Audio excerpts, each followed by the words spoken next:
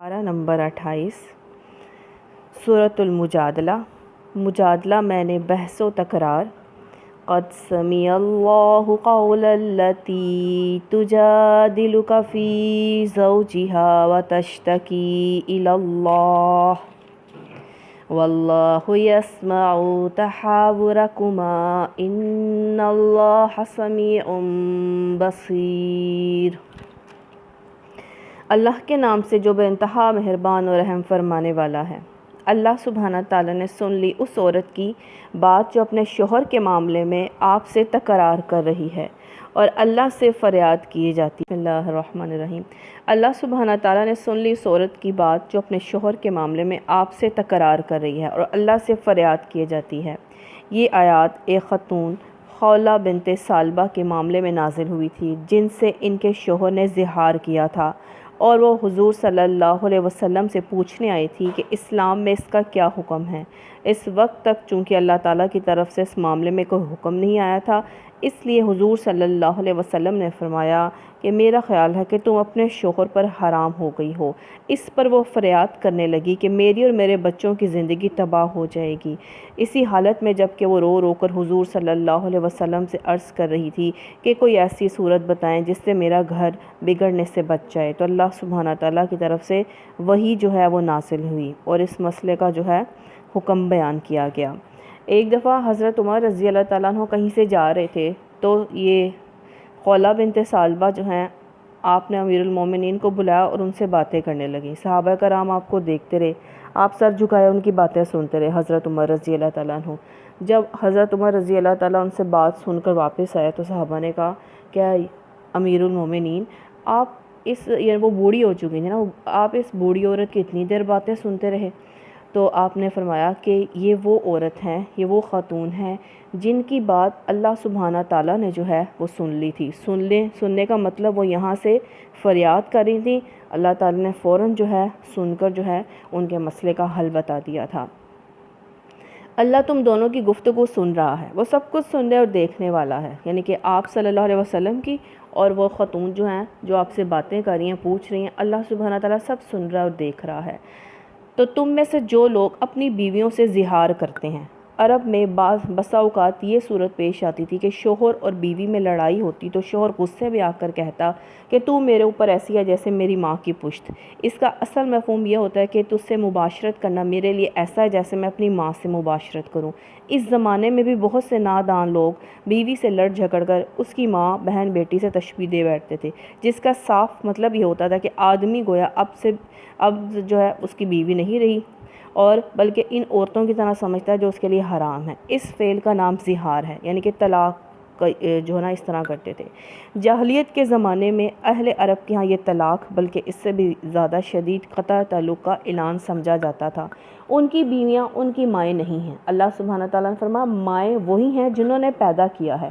یہ لوگ ایک سخت ناپسندیدہ اور جھوٹی بات کہتے ہیں اور حقیقت یہ ہے کہ اللہ بڑا معاف فرمانے والا اور درگزر فرمانے والا ہے۔ جو لوگ یعنی کہ یہ حرکت تو ایسی ہے کہ اس پر آدمی کو بہت ہی سخت سزا ملنی چاہیے، لیکن یہ اللہ تعالیٰ کی مہربانی ہے، اس نے اول تو زہار کے معاملے میں جاہلیت کے قانون کو منسوخ کر کے تمہاری خانگی زندگی کو ہے تباہی سے جو ہے وہ بچا لیا ہے۔ تو جو لوگ اپنی بیویوں سے زہار کریں پھر اپنی اس بات سے رجوع کریں جو انہوں نے کہی تھی یعنی کہ جو انہوں نے کہا تھا کہ ہم بستری سے پہلے، تو قبل اس کے دونوں ایک دوسرے کو ہاتھ لگائیں، ایک غلام آزاد کرنا ہوگا، یعنی کہ قسم کھائی تھی کہ بیوی کو ہاتھ نہیں لگاؤں گا، تو اب رجوع کرنا ہے بیوی سے تو کیا کرنا ہے، پہلے کیا کرنا ہوگا، تو قبل اس سے کہ دونوں دوسرے کو ہاتھ لگائیں ایک غلام آزاد کرنا ہوگا۔ اس سے تم کو نصیحت کی جاتی ہے جو کچھ تم کرتے ہو اللہ اس سے باخبر ہے، اور جو شخص غلام نہ پائے یعنی کہ کوئی غلام آزاد نہیں کر سکتا تو وہ کیا کرے، 2 مہینے کے پے تر پہ مسلسل روزے رکھے، اس لیے کہ دونوں ایک دوسرے کو ہاتھ لگائیں، اور وہ جس پر اس کی قدرت بھی نہیں رکھتا کہ وہ روزے بھی نہیں رکھ سکتا تو وہ 60 مسکینوں کو کھانا کھلائے گا۔ اب 60 مسکینوں کو کھانا کھلانا یعنی 2 وقت کا پیٹ بھر کر کھانا کھلائے گا، کھانا دے، خواہ پکا ہو یا سامان خوراک کی شکل میں ہو، خواہ 60 آدمیوں کو ایک دن کھلایا جائے یا ایک آدمی کو جو ہے 60 دن جو ہے وہ کھلایا جائے، یعنی کہ ایک وقت میں ایک آدمی کو بھی کھلا سکتے ہیں اور 60 آدمیوں کو بھی کھلا سکتے ہیں یہ حکم، اور ایک مہینہ جو بھی پورا بھی دے سکتے ہیں ایک ہی آدمی کو۔ یہ حکم اس لیے دیا جا رہا ہے کہ تم اللہ اور اس کے رسول صلی اللہ علیہ وسلم پر ایمان لاؤ، یعنی کہ مومنین کا رویہ اختیار کرو۔ یہ اللہ کی مقرر کی ہوئی حدیں ہیں اور کافروں کے لیے دردناک سزا ہے۔ جو لوگ اللہ اور اس کے رسول صلی اللہ علیہ وسلم کی مخالفت کرتے ہیں وہ اسی طرح ذلیل و خوار کر دیے جائیں گے جس طرح ان سے پہلے کے لوگ ذلیل و خوار کیے جا چکے ہیں۔ ہم نے صاف صاف آیات نازل کر دی ہیں اور کافروں کے لیے ذلت کا عذاب ہے۔ اس دن یہ ذلت کا عذاب ہونا ہے جب اللہ ان سب کو پھر سے زندہ کر کے اٹھائے گا اور انہیں بتا دے گا کہ وہ کیا کچھ کر آئے ہیں، کب کیے ہیں، مگر اللہ نے ان کا سب کیا دھرا گن گن کر محفوظ کر رکھا ہے۔ کہاں پہ؟ نامہ اعمال میں۔ اللہ ایک ایک چیز پر جو ہے شاہد ہے، یعنی کہ اللہ تعالیٰ ہر چیز دیکھ رہا ہے۔ ان کو خبر نہیں ہے کہ زمین و آسمان کا ہر چیز کا مالک جو ہے وہ اللہ ہے، یعنی کہ اس پر منافقین کے طرز عمل پر الرحمن الرحیم وہ بھول گئے ہیں، مگر اللہ نے ان کا سب کیا دھرا گن گن کر محفوظ کر رکھا ہے۔ کہاں پہ؟ نامہ اعمال میں۔ اللہ ایک ایک چیز پر جو ہے شاہد ہے، یعنی کہ اللہ تعالیٰ ہر چیز دیکھ رہا ہے۔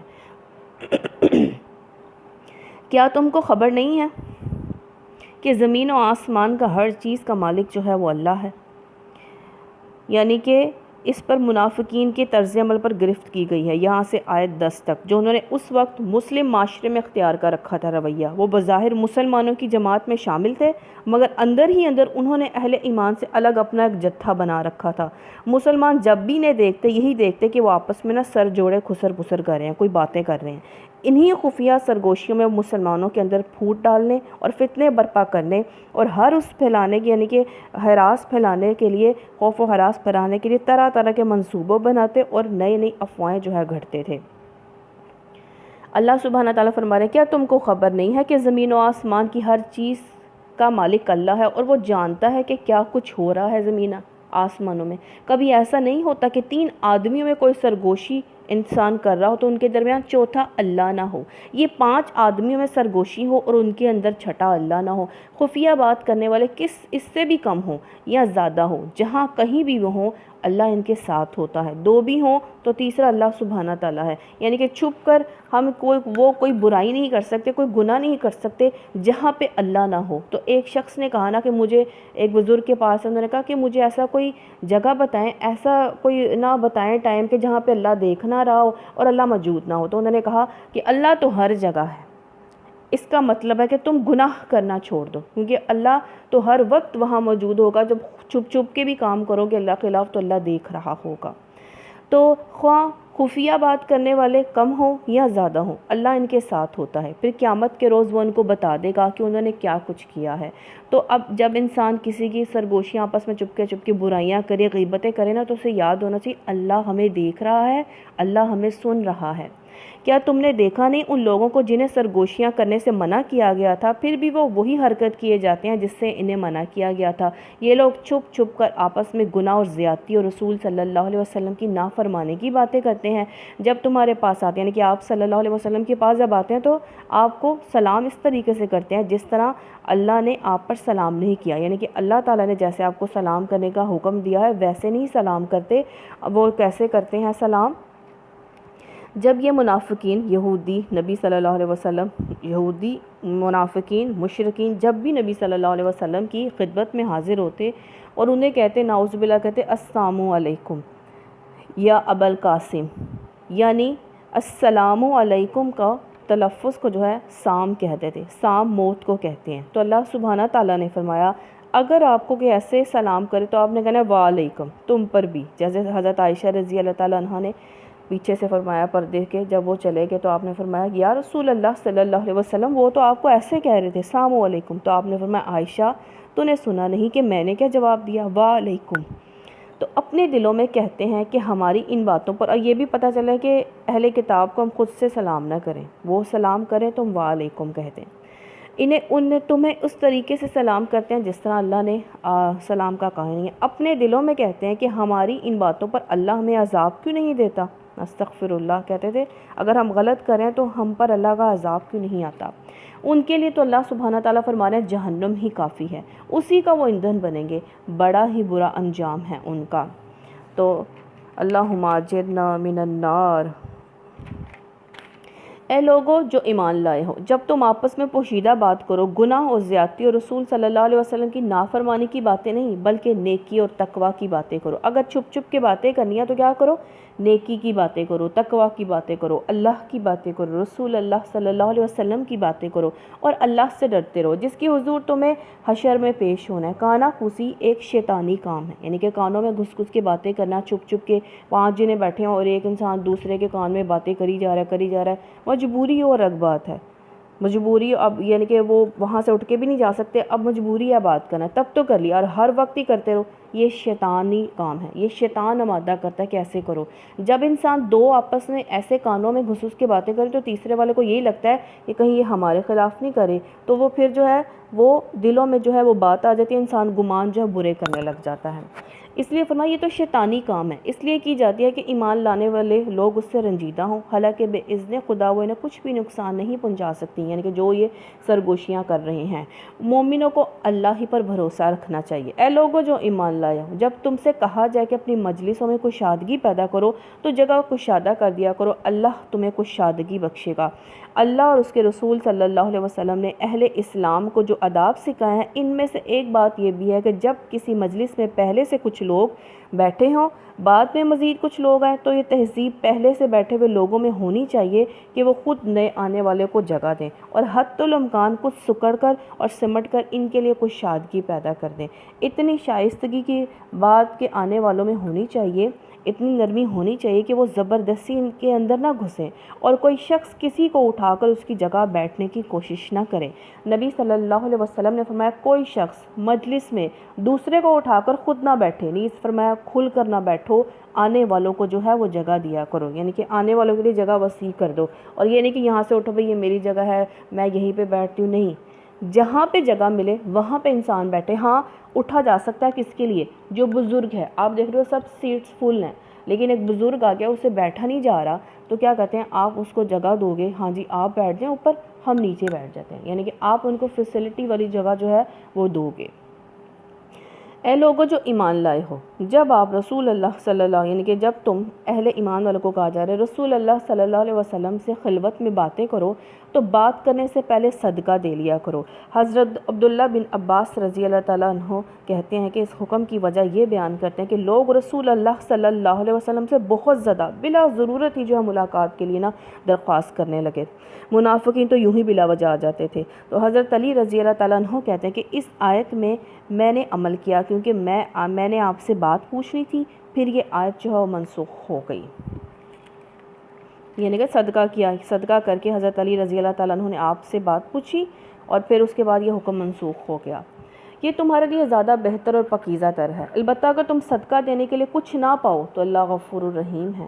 کیا تم ڈر گئے ہو اس بات سے کہ تخلیہ میں گفتگو کریں، یعنی کہ خلوت میں گفتگو کرنے سے پہلے تمہیں صدقہ دینا ہوگا، اب صدقات دینے ہوگے، یعنی کہ بات کرنی پڑے گی، پہلے تو ایسے بلا وجہ بلا ضرورت ہی آ جاتے تھے، اب سوچو گے۔ اچھا اگر ایسا نہ کرو تو اللہ نے تم کو اس سے معاف کر دیا، تو کیا اللہ تعالیٰ نے فرمایا اللہ نے تمہیں اس سے بھی معاف کر دیا اگر صدقہ نہیں دے سکتے۔ نماز قائم کرتے رہو، زکوٰۃ دیتے رہو، اللہ اور اس کے رسول صلی اللہ علیہ وسلم کی اطاعت کرتے رہو، تم جو کچھ کرتے ہو اللہ اس سے باخبر ہے۔ تو اس صدقہ کا حکم یہ کتنی دیر رہا؟ قتادہ رضی اللہ تعالیٰ عنہ کہتے ہیں 1 دن سے بھی کم مدت تک باقی رہا، پھر منسوخ ہو گیا، اور مقاتل بن حیان کہتے ہیں کہ 10 دن تک رہا۔ یہ زیادہ سے زیادہ اس حکم کے بقا کی مدت ہے جو کسی روایات میں بیان ہوئی ہے، 2 دن یا 1 دن یا کہتے ہیں 10 دن، پھر یہ حکم جو ہے منسوخ ہو گیا۔ کیا تم نے دیکھا ان لوگوں کو جنہوں نے دوست بنایا ایک ایسے گروہ کو جو اللہ کا مغضوب ہے، وہ نہ تمہارے ہیں نہ ان کے ہیں، جان بوجھ کر جھوٹی بات کی قسمیں کھاتے ہیں، یعنی کہ منافقین یہود کو دوست نہ بناؤ صرف اس لیے، یعنی کہ منافقین یہود کو دوست بناتے تھے اس لیے کہ ان کے اور یہود کے درمیان نبی صلی اللہ علیہ وسلم اور اسلام کی عداوت قدر مشترک ہے۔ اللہ سبحانہ تعالیٰ فرما رہے ہیں منافقین نہ یہود تمہارے ہیں نہ ان کے ہیں، کسی کے بھی نہیں ہیں، وہ جان بوجھ کر جھوٹی بات کی قسمیں کھاتے ہیں، اللہ نے ان کے لیے سخت عذاب مہیا کر رکھا ہے۔ قسمیں کھا کر انہوں نے اپنی قسموں کو ڈھال بنا رکھا ہے، قسمیں کھا کر کہتے ہیں کہ مسلمانوں کو اور بہت سے لوگوں کو ان کی حقیقت معلوم نہیں ہو اس لیے قسمیں کھاتے ہیں، اور وہ ان کے باتوں میں آ کر اسلام سے محروم رہتے ہیں، یوں یہ اسلام سے روکتے ہیں۔ قسمیں کھا کھا کر وہ کہتے ہیں مسلمانوں، اور بہت سے لوگوں کو ان کی حقیقت کا معلوم نہیں، یعنی کہ قسمیں کھا کر کہتے ہیں کہ ہم تمہارے ساتھ ہیں مسلمانوں کو، لیکن دل سے وہ مسلمانوں کے دشمنوں کے ساتھ ہوتے ہیں، جس کی آڑ میں وہ اللہ کی راہ سے لوگوں کو روکتے ہیں، لوگوں کو بھی روکتے ہیں کہ دین کی طرف مت آؤ، قسمیں کھا کر یقین دلاتے ہیں۔ اس پر ان کے لیے ذلت کا عذاب ہے۔ اللہ سے بچانے کے لیے نہ ان کے مال کچھ کام آئے، نہ ان کی اولاد کام آئے گی، تو آئے گا کیا کام؟ اللہ اور اس کے رسول کی اطاعت جو ہے وہ کام آئے گی، عمل کام آئیں گے، اخلاق کام آئے گا، اور وہ دوزخ کے یار ہیں۔ اللہم اجرنا من النار، اس میں وہ ہمیشہ رہیں گے۔ جس روز اللہ ان سب کو اٹھائے گا، وہ اس کے سامنے اسی طرح قسمیں کھائیں گے جس طرح تمہارے سامنے، یعنی کہ آپ کے سامنے کھاتے ہیں نا، نبی صلی اللہ علیہ وسلم کے سامنے اور مسلمانوں کے سامنے، اور اپنے نزدیک یہ سمجھیں گے کہ ان سے ان کا کچھ کام بن جائے گا۔ خوب جان لو وہ پرلے درجے کے جھوٹے ہیں، یعنی کہ جو دنیا میں بھولتا ہوگا، جھوٹ بولتا ہوگا، وہ اوپر بھی جا کے اللہ کے سامنے، یعنی کہ جب حساب ہوگا قیامت والے دن، اللہ تعالیٰ کے سامنے بھی انسان جھوٹ بولے گا۔ شیطان ان پر مسلط ہو چکا ہے، اس نے اللہ کی یاد ان کے دل سے ہی بلاتی ہے۔ وہ شیطان کی پارٹی کے لوگ، اب دنیا میں نے دو پارٹیاں کام کریں، ایک رحمان کی پارٹی ہے اور دوسری سراسر شیطان کی ہے، کیونکہ دوسرا کوئی راستہ نہیں نکلتا ہے۔ رحمان کا راستہ رسول اللہ صلی اللہ علیہ وسلم کا راستہ ہے، اس کے علاوہ جو راستہ ہے وہ شیطان کی پارٹی کے لوگ ہیں۔ اللہ تعالیٰ فرما رہے ہیں وہ شیطان کی پارٹی کے لوگ ہیں، خبردار رہو، شیطان کی پارٹی والے ہی خسارے میں رہنے والے ہیں۔ یقیناً ذلیل ترین مخلوقات میں سے ہیں وہ لوگ جو اللہ کہ وہ خود نئے آنے والے کو جگہ دیں اور حتی الامکان کچھ سکڑ کر اور سمٹ کر ان کے لیے کچھ شادگی پیدا کر دیں۔ اتنی شائستگی کی بات کے آنے والوں میں ہونی چاہیے، اتنی نرمی ہونی چاہیے کہ وہ زبردستی ان کے اندر نہ گھسیں اور کوئی شخص کسی کو اٹھا کر اس کی جگہ بیٹھنے کی کوشش نہ کرے۔ نبی صلی اللہ علیہ وسلم نے فرمایا کوئی شخص مجلس میں دوسرے کو اٹھا کر خود نہ بیٹھے، نیز فرمایا کھل کر نہ بیٹھو، آنے والوں کو جو ہے وہ جگہ دیا کرو، یعنی کہ آنے والوں کے لیے جگہ وسیع کر دو، اور یہ نہیں کہ یہاں سے اٹھو بھئی یہ میری جگہ ہے میں یہیں پہ بیٹھتی ہوں، نہیں، جہاں پہ جگہ ملے وہاں پہ انسان بیٹھے۔ ہاں اٹھا جا سکتا ہے کس کے لیے؟ جو بزرگ ہے، آپ دیکھ رہے ہو سب سیٹس فل ہیں، لیکن ایک بزرگ آ گیا اسے بیٹھا نہیں جا رہا، تو کیا کہتے ہیں آپ اس کو جگہ دو گے، ہاں جی آپ بیٹھ جائیں اوپر، ہم نیچے بیٹھ جاتے ہیں، یعنی کہ آپ ان کو فیسلٹی والی جگہ جو ہے وہ دو گے۔ اے لوگو جو ایمان لائے ہو، جب آپ رسول اللہ صلی اللہ یعنی کہ جب تم اہل ایمان والوں کو کہا جا رہا ہے رسول اللہ صلی اللہ علیہ وسلم سے خلوت میں باتیں کرو تو بات کرنے سے پہلے صدقہ دے لیا کرو۔ حضرت عبداللہ بن عباس رضی اللہ تعالیٰ عنہ کہتے ہیں کہ اس حکم کی وجہ یہ بیان کرتے ہیں کہ لوگ رسول اللہ صلی اللہ علیہ وسلم سے بہت زیادہ بلا ضرورت ہی جو ہے ملاقات کے لیے درخواست کرنے لگے۔ منافقین تو یوں ہی بلا وجہ آ جاتے تھے۔ تو حضرت علی رضی اللہ تعالیٰ عنہ کہتے ہیں کہ اس آیت میں نے عمل کیا کیونکہ میں نے آپ سے بات پوچھنی تھی، پھر یہ آیت جو ہے وہ منسوخ ہو گئی، یعنی کہ صدقہ کیا، صدقہ کر کے حضرت علی رضی اللہ تعالیٰ عنہ نے آپ سے بات پوچھی اور پھر اس کے بعد یہ حکم منسوخ ہو گیا۔ یہ تمہارے لیے زیادہ بہتر اور پاکیزہ تر ہے، البتہ اگر تم صدقہ دینے کے لیے کچھ نہ پاؤ تو اللہ غفور الرحیم ہے۔ کیا تم ڈر گئے ہو اس بات سے کہ تخلیہ میں گفتگو کریں، یعنی کہ خلوت میں گفتگو کرنے سے پہلے تمہیں صدقہ دینا ہوگا، اب صدقات دینے ہوگے، یعنی کہ بات کرنی پڑے گی، پہلے تو ایسے بلا وجہ بلا ضرورت ہی آ جاتے تھے، اب سوچو گے۔ اچھا اگر ایسا نہ کرو تو اللہ نے تم کو اس سے معاف کر دیا، تو کیا اللہ تعالیٰ نے فرمایا اللہ نے تمہیں اس سے بھی معاف کر دیا اگر صدقہ نہیں دے سکتے۔ نماز قائم کرتے رہو، زکوٰۃ دیتے رہو، اللہ اور اس کے رسول صلی اللہ علیہ وسلم کی اطاعت کرتے رہو، تم جو کچھ کرتے ہو اللہ اس سے باخبر ہے۔ تو اس صدقہ کا حکم یہ کتنی دیر رہا؟ قتادہ رضی اللہ تعالیٰ عنہ کہتے ہیں ایک دن سے بھی کم مدت تک باقی رہا، پھر منسوخ ہو گیا، اور مقاتل بن حیان کہتے ہیں کہ 10 دن تک رہا۔ یہ زیادہ سے زیادہ اس حکم کی بقا کی مدت ہے جو کسی روایات میں بیان ہوئی ہے، 2 دن یا 1 دن یا کہتے ہیں 10 دن، پھر یہ حکم جو ہے منسوخ ہو گیا۔ کیا تم نے دیکھا ان لوگوں کو جنہوں نے دوست بنایا ایک ایسے گروہ کو جو اللہ کا مغضوب ہے؟ وہ نہ تمہارے ہیں نہ ان کے ہیں، جان بوجھ کر جھوٹی بات کی قسمیں کھاتے ہیں، یعنی کہ منافقین یہود کو دوست نہ بناؤ صرف اس لیے، یعنی کہ منافقین یہود کو دوست بناتے تھے اس لیے کہ ان کے اور یہود کے درمیان نبی صلی اللہ علیہ وسلم اور اسلام کی عداوت قدر مشترک ہے۔ اللہ سبحانہ تعالیٰ فرما رہے ہیں منافقین نہ یہود تمہارے ہیں نہ ان کے ہیں، کسی کے بھی نہیں ہیں، وہ جان بوجھ کر جھوٹی بات کی قسمیں کھاتے ہیں، اللہ نے ان کے لیے سخت عذاب مہیا کر رکھا ہے۔ قسمیں کھا کر انہوں نے اپنی قسموں کو ڈھال بنا رکھا ہے، قسمیں کھا کر کہتے ہیں کہ مسلمانوں کو اور بہت سے لوگوں کو ان کی حقیقت معلوم نہیں ہو اس لیے قسمیں کھاتے ہیں، اور وہ ان کے باتوں میں آ کر اسلام سے محروم رہتے ہیں، یوں یہ اسلام سے روکتے ہیں، قسمیں کھا کھا کر وہ کہتے ہیں مسلمانوں، اور بہت سے لوگوں کو ان کی حقیقت کا معلوم نہیں، یعنی کہ قسمیں کھا کر کہتے ہیں کہ ہم تمہارے ساتھ ہیں مسلمانوں کو، لیکن دل سے وہ مسلمانوں کے دشمنوں کے ساتھ ہوتے ہیں، جس کی آڑ میں وہ اللہ کی راہ سے لوگوں کو روکتے ہیں، لوگوں کو بھی روکتے ہیں کہ دین کی طرف مت آؤ، قسمیں کھا کر یقین دلاتے ہیں۔ اس پر ان کے لیے ذلت کا عذاب ہے۔ اللہ سے بچانے کے لیے نہ ان کے مال کچھ کام آئے، نہ ان کی اولاد کام آئے گی، تو آئے گا کیا کام؟ اللہ اور اس کے رسول کی اطاعت جو ہے وہ کام آئے گی، عمل کام آئیں گے، اخلاق کام آئے گا، اور وہ دوزخ کے یار ہیں۔ اللہم اجرنا من النار، اس میں وہ ہمیشہ رہیں گے۔ جس روز اللہ ان سب کو اٹھائے گا، وہ اس کے سامنے اسی طرح قسمیں کھائیں گے جس طرح تمہارے سامنے، یعنی کہ آپ کے سامنے کھاتے ہیں نا، نبی صلی اللہ علیہ وسلم کے سامنے اور مسلمانوں کے سامنے، اور اپنے نزدیک یہ سمجھیں گے کہ ان سے ان کا کچھ کام بن جائے گا۔ خوب جان لو وہ پرلے درجے کے جھوٹے ہیں، یعنی کہ جو دنیا میں بھولتا ہوگا، جھوٹ بولتا ہوگا، وہ اوپر بھی جا کے اللہ کے سامنے، یعنی کہ جب حساب ہوگا قیامت والے دن، اللہ تعالیٰ کے سامنے بھی انسان جھوٹ بولے گا۔ شیطان ان پر مسلط ہو چکا ہے، اس نے اللہ کی یاد ان کے دل سے ہی بلا دی ہے۔ وہ شیطان کی پارٹی کے لوگ، اب دنیا میں نے دو پارٹیاں کام کریں، ایک رحمان کی پارٹی ہے اور دوسری سراسر شیطان کی ہے، کیونکہ دوسرا کوئی راستہ نہیں نکلتا ہے۔ رحمان کا راستہ رسول اللہ صلی اللہ علیہ وسلم کا راستہ ہے، اس کے علاوہ جو راستہ ہے وہ شیطان کی پارٹی کے لوگ ہیں۔ اللہ تعالیٰ فرما رہے ہیں وہ شیطان کی پارٹی کے لوگ ہیں، خبردار رہو، شیطان کی پارٹی والے ہی خسارے میں رہنے والے ہیں۔ یقیناً ذلیل ترین مخلوقات میں سے ہیں وہ لوگ جو اللہ اور اس کے رسول صلی اللہ علیہ وسلم کا مقابلہ کرتے ہیں۔ مقابلہ کیا کرتے ہیں؟ اللہ اور اس کے رسول کی بات کو مانتے ہی نہیں ہیں، جانتے بھی ہیں لیکن جان بوجھ کر اس پر عمل نہیں کرتے ہیں۔ اللہ نے لکھ دیا ہے میں اور میرے رسول صلی اللہ علیہ وسلم ہی غالب ہو کر رہیں گے۔ بالواقع اللہ زبردست اور زور آور ہے۔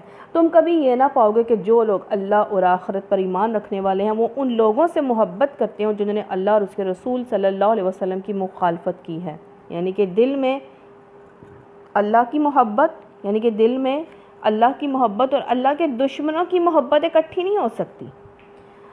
جنہوں نے اللہ اور اس کے رسول صلی اللہ علیہ وسلم کی مخالفت کی ہے، خواہ وہ ان کے باپ ہوں، ان کے بیٹے یا ان کے بھائی یا ان کے اہل خاندان ہوں، یعنی کہ مومن کے لیے سب سے بڑھ کر کون ہے؟ اللہ اور اس کے رسول صلی اللہ علیہ وسلم۔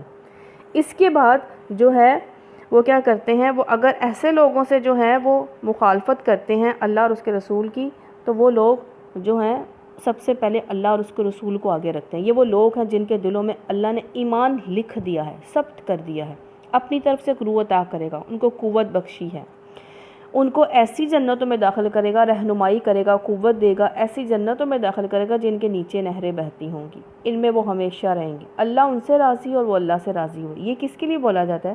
صحابہ کرام کے لیے رضی اللہ تعالیٰ عنہم۔ اللہ کی پارٹی کے لوگ ہیں، خبردار ہو اللہ کی پارٹی والے ہی فلاح پانے والے ہیں۔ تو اللہ تعالیٰ ہمیں اپنی پارٹی میں، یعنی کہ ہم بھی اللہ کی پارٹی والے لوگ بن جائیں۔ سورہ حشر معنی اکٹھا کرنا، جمع کرنا۔ اللہ کے نام سے جو بے انتہا مہربان اور رحم فرمانے والا ہے۔ اللہ کی تسبیح کی ہے اور اس چیز نے جو آسمان و زمین میں ہے، اور وہی غالب اور حکیم ہے، وہی ہے جس نے اہل کتاب کافروں کو پہلے ہی حلے میں ان کے گھروں سے جو ہے باہر نکال دیا۔ اہل کتاب کافروں سے مراد یہاں بنی نذیر کا یہودی قبیلہ ہے جو مدینہ کے ایک حصے میں رہتا تھا۔ اس قبیلے سے رسول اللہ صلی اللہ علیہ وسلم کا معاہدہ تھا، لیکن اس نے بار بار عہد شکنی کی، عہد شکنی وعدہ توڑا۔ آخر کا ربیع الاول 4 ہجری میں حضور صلی اللہ علیہ وسلم نے ان لوگوں کو نوٹس دے دیا کہ تم مدینے سے نکل جاؤ ورنہ جنگ کے لیے تیار ہو جاؤ۔ انہوں نے نکلنے سے انکار کیا تو آپ صلی اللہ علیہ وسلم نے مسلمانوں کا لشکر لے کر ان پر چڑھائی کی، اور ابھی جنگ کی نوبت بھی نہ آئی تھی کہ وہ جلا وطنی قبول کرنے پر آمادہ ہو گئے، جلا وطنی کے یہاں سے نکل جانے پر۔ اب حالانکہ ان کی گھڑیاں قلعے بڑے مضبوط تھے، ان کی تعداد بھی مسلمانوں سے کم نہ تھی، اور جنگی سر و سامان بھی ان کے پاس بہت تھا۔ تمہیں ہرگز یہ گمان نہ تھا کہ وہ نکل جائیں گے، یعنی کہ کوئی سوچ نہیں سکتا تھا کہ وہ وہاں سے نکل جائیں گے، اور وہ بھی یہ سمجھ بیٹھے تھے کہ ان کی گھڑیاں یعنی کہ قلعے انہیں اللہ سے بچا لیں گے، مگر اللہ ایسے رخ سے ان پر جدھر ان کا آیا جدھر سے ان کو خیال بھی نہیں گیا تھا۔ اللہ کسی اور، یعنی اس کا مطلب ہے کہ مسلمانوں کے حملے سے پہلے وہ اس خیال میں تھے کہ باہر سے کوئی حملہ ہوگا، تو ہم اپنی قلعہ بندیوں سے اس کو روک لیں گے، لیکن اللہ تعالیٰ نے ایسے راستے سے ان پر حملہ کیا جدھر سے کسی بلا آنے کی وہ توقع نہ رکھتے تھے، اور وہ راستہ یہ تھا کہ اس کے اندر سے ان کی ہمت اور قوت مقابلہ کو کھوکھلا کر دیا تھا، جس کے بعد نہ ان کے ہتھیار کسی کام آ سکتے تھے، اور نہ ان کی مضبوط جو ہے قلعے کسی کے کام آئے۔ تو اللہ سبحانہ تعالیٰ فرما رہے ہیں کہ جدھر سے ان کو خیال نہیں تھا، اللہ سبحانہ تعالیٰ وہاں سے اس نے ان کے دلوں میں رعب ڈال دیا۔ کس نے؟ اللہ سبحانہ تعالیٰ نے۔ نتیجہ یہ ہوا کہ وہ خود اپنے ہاتھوں سے بھی اپنے گھروں کو برباد کر رہے تھے، مومنوں کے ہاتھوں بھی برباد کروا رہے تھے۔ بس عبرت حاصل کرو اے دیدہ بینا رکھنے والے، یعنی کہ آنکھ رکھنے والوں، آنکھوں سے دیکھو کہ اللہ سبحانہ تعالیٰ کیسے جو ہے دشمنوں کے ساتھ جو ہے کرتا ہے۔ وہ کیوں اپنا سامان خود برباد کرتے کہ یہ ہم سب کچھ تو یہاں چھوڑ کر جا رہے ہیں، اگر ہم نہیں استعمال کر سکے نا تو یہ ہم خود اپنے ہاتھوں سے برباد کر جاتے ہیں۔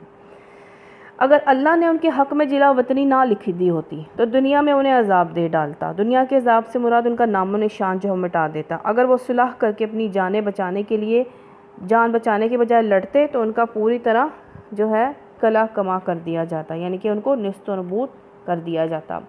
آخرت میں ان کے لیے دوزخ کا عذاب ہی ہے۔ سب کچھ اس لیے ہوا کہ انہیں اللہ اور اس کے رسول صلی اللہ علیہ وسلم کا مقابلہ کیا، اور جو بھی اللہ کا مقابلہ کرے اللہ کو سخت سزا دینے میں بہت سخت ہے۔ تم لوگوں نے کھجوروں کے جو درخت کاٹے ہیں یا جن کو اپنی جڑوں پر کھڑا رہنے دیا، یہ سب اللہ ہی کے اذن سے تھا۔ اب یہ اشارہ اس معاملے کی طرف کہ بنی نذیر کی بستی کے اطراف میں جو نخلستان واقع تھے، کھجوروں کے درختوں کا باغ، ان کے بہت سے درختوں کو مسلمانوں نے محاصرے کے آغاز میں کاٹ ڈالا یا جلا دیا تاکہ محاصرہ بآسانی کیا جا سکے، اور جو درخت فوجی نقل و حرکت میں حائل نہ تھے ان کو کھڑا رہنے دیا۔ اس پر مدینہ کے منافقین یہودیوں اور نے شور مچا دیا کہ محمد صلی اللہ علیہ وسلم تو فساد فی الارض سے منع کرتے ہیں، مگر یہ دیکھ لو ہرے بھرے پھلدار درخت کاٹے جا رہے ہیں، یہ آخر فساد فی الارض نہیں تو کیا ہے؟ اس پر اللہ تعالیٰ نے حکم نازل فرمایا کہ تم لوگوں نے جو درخت کاٹے ہیں جن کو کھڑا رہنے دیا ہے، ان میں سے کوئی فعل بھی ناجائز نہیں ہے، بلکہ دونوں کو اللہ کا اذن حاصل ہے۔ دونوں کو اذن کیا حاصل ہے کہ اللہ نے اذن اس لیے دیا تاکہ فاسقوں کو ذلیل و خوار کرے، یعنی اللہ کا ارادہ یہ تھا کہ ان درختوں کو کاٹنے سے بھی ان کی ذلت خواری ہو اور نہ کاٹنے سے بھی۔ کاٹنے میں ان کی ذلت خواری کا پہلو یہ تھا کہ جو باغ انہوں نے اپنے ہاتھوں سے لگائے تھے، جن باغوں پہ وہ جو ہے بڑے دور دراز سے جو ہے وہ بڑے دیر سے مالک چلے آ رہے تھے، جن باغوں کے ان کے درخت ان کی آنکھوں کے سامنے کاٹے جا رہے تھے، اور وہ کاٹنے والوں کو کسی طرح نہ روک سکتے تھے۔ رہا درختوں کو نہ کاٹنے میں ذلت کا پہلو تو وہ یہ تھا کہ جب وہ مدینے سے نکلے تو ان کی آنکھیں یہ دیکھ رہی تھی کہ کل تک جو ہرے بھرے باغ ان کی ملکیت تھے وہ آج مسلمانوں کے قبضے میں جا رہے ہیں۔ ان کا بس چلتا تو وہ ان کو پوری طرح اجاڑ کر جاتے اور ایک سالم درخت بھی مسلمانوں کے قبضے میں جانے نہ دیتے، مگر بے بسی کے ساتھ وہ سب کچھ جو کا تو چھوڑ کر با حسرت و یاس نکل گئے، حسرت کے ساتھ دیکھ کے جو ہے وہ نکل گئے۔ اور جو مال اللہ نے ان کے قبضے میں نکال کر اپنے رسول صلی اللہ علیہ وسلم کی طرف جو ہے وہ پلٹا دیا۔ کیا اب ان جائیدادوں اور املاک کا ذکر ہو رہا ہے جو پہلے بنی نذیر کی ملک تھی اور ان کی جلا وطنی کے بعد اسلامی حکومت کے قبضے میں آئیں؟ ان کے متعلق یہاں سے آیت 10 تک اللہ تعالیٰ نے بتایا کہ ان کا انتظام کس طرح کیا جائے۔ وہ ایسے مال نہیں ہیں جن پر تم نے اپنے گھوڑے اور اونٹ دوڑائے ہیں، یہ کہتے ہیں مال فے۔ مال فے جنگ کے بغیر مسلمان جو ہے دشمن پر قبضہ کر جو ہے ان کا مال جو ہے دشمنوں کا مال مسلمانوں کے پاس آ جاتے ہیں، اسے کہتے ہیں مال فے، یعنی کہ فائدے کا مال، اس میں کسی کی جان نہیں کی، بلکہ اللہ اپنے رسولوں کو جس پر چاہتا ہے تسلط عطا فرما دیتا ہے، اور اللہ ہر چیز پر جو ہے وہ قادر ہے۔ جو کچھ بھی اللہ بستیوں کے لوگوں سے اپنے رسول صلی اللہ علیہ وسلم کی طرف پلٹا دے وہ اللہ اور رسول صلی اللہ علیہ وسلم اور رشتہ داروں اور یتاموں اور مساکینہ اور مسافروں کے لیے، تاکہ وہ تمہارے مالداروں ہی کے درمیان گردش نہ کرتا رہے۔ اب بتایا جا رہا ہے کہ رشتہ داروں سے مراد رسول اللہ صلی اللہ علیہ وسلم کے رشتہ دار ہیں، یعنی بنی ہاشم، بنی المطلب۔ یہ حصہ اس لیے مقرر کیا گیا تھا کہ رسول اللہ صلی اللہ علیہ وسلم اپنی ذات اور اپنے اہل و عیال کے حقوق ادا کرنے کے ساتھ اپنے رشتہ داروں کے حقوق بھی ادا فرما سکیں جو آپ کی مدد کے محتاج ہوں یا آپ جن کی مدد کرنے کی ضرورت محسوس فرمائیں۔ حضور صلی اللہ علیہ وسلم کے بعد یہ الگ الگ اور مستقل حصے کی حیثیت سے باقی نہیں رہا، بلکہ مسلمانوں کے دوسرے مساکین، یتامہ اور مسافروں کے ساتھ بنی ہاشم بن المطلب کے محتاج لوگوں کے حقوق بھی بیت المال کے ذمہ عائد ہو گئے۔ البتہ اس بنا پر ان کا حق دوسروں پر فائق سمجھا گیا کہ زکوٰۃ میں ان کا حصہ نہیں ہے، یعنی کہ نبی صلی اللہ علیہ وسلم کے خاندان کو جب کرنا ہوگا تو کیا دینا ہے؟ زکوٰۃ نہیں دینا ہے، صدقہ نہیں دیتے ہیں سید کو۔ یہ ان لوگوں سے اب جو کچھ رسول صلی اللہ علیہ وسلم نے تمہیں، تاکہ وہ تمہارے مالداروں ہی کے درمیان گردش نہ کرتا رہے۔ اس کا یہ مطلب ہے کہ جس میں اسلامی معاشرے حکومت کی معاشی پالیسی کا یہ بنیادی قاعدہ بیان کیا گیا کہ دولت کی گردش پورے معاشرے میں عام ہونی چاہیے۔ ایسا نہ ہو کہ مال صرف مالداروں میں ہی گھومتا رہے یا امیر روز بروز امیر اور غریب روز بروز غریب جو ہیں وہ ہوتے چلے جائیں۔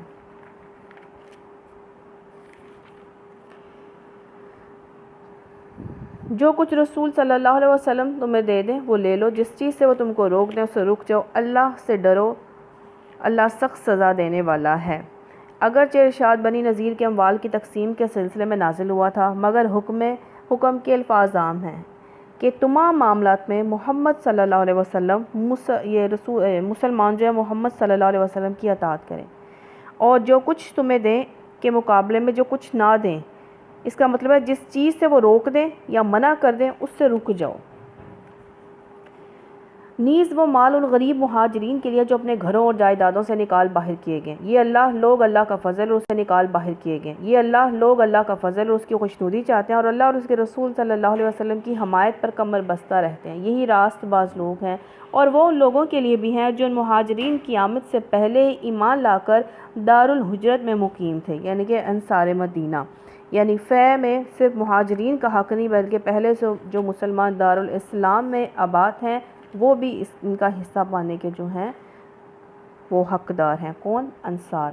یہ ان لوگوں سے محبت کرتے ہیں جو ہجرت کر کے ان کے پاس ہیں، اور جو کچھ بھی ان کو دے دیا جائے اس کی کوئی حاجت تک کہ اپنے دلوں میں محسوس نہیں کرتے ہیں، اور اپنی ذات پر دوسروں کو ترجیح دیتے ہیں خواہ اپنی جگہ خود محتاج ہوں، یعنی کہ مال فے کے مستحق مہاجرین تھے، اس پر انصار نے برا نہیں منایا جب ان کو مال فے میں سے مال دیا گیا۔ حقیقت یہ ہے کہ جو لوگ اپنے دل کی تنگی سے بچا لیے گئے وہی فلاح پانے والے ہیں، اور وہ ان لوگوں کے لیے بھی ہے جو ان اگلوں کے بعد ہیں، یعنی کہ ان کے بعد جو آئے ہیں، اور جو کہتے ہیں کہ اے ہمارے رب ہمیں اور ہمارے ان سب بھائیوں کو بخش دے جو ہم سے پہلے ایمان لائے ہیں، اور ہمارے دلوں میں اہل ایمان کے لیے کوئی بغض جو ہے نا وہ رکھ، یعنی کہ اموال فے میں صرف موجودہ نسلوں کا حق نہیں ہے بلکہ بعد کے آنے والوں کا حق بھی ہے، اور جو ہم سے پہلے ایمان لائے ہمارے دلوں میں اہل ایمان کے لیے کوئی بغض نہ رکھ، اے ہمارے رب تو بڑا مہربان اور رحیم ہے۔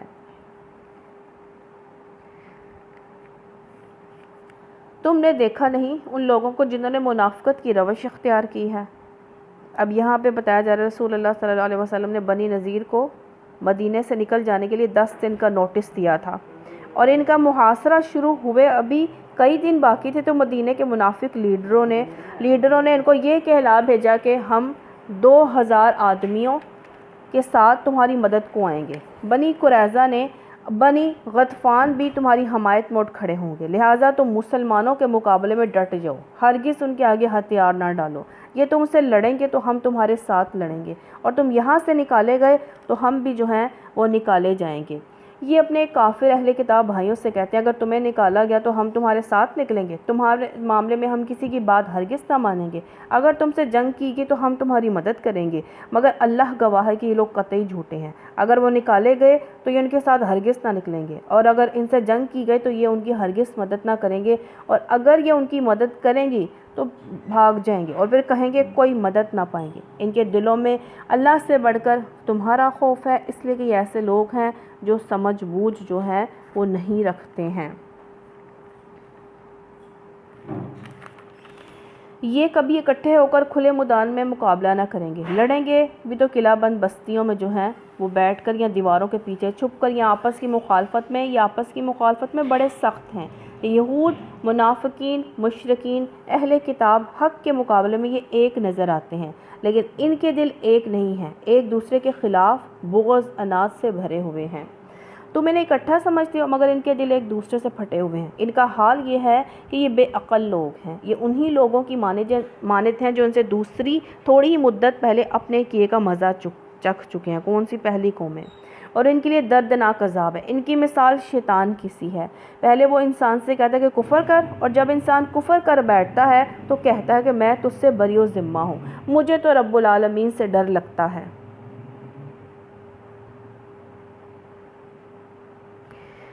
پھر دونوں کا انجام یہ ہونا ہے کہ ہمیشہ کے لیے جہنم میں جائیں، اور ظالموں کی یہی جزا ہے۔ اے لوگو جو ایمان لائے ہو، اللہ سے ڈرو۔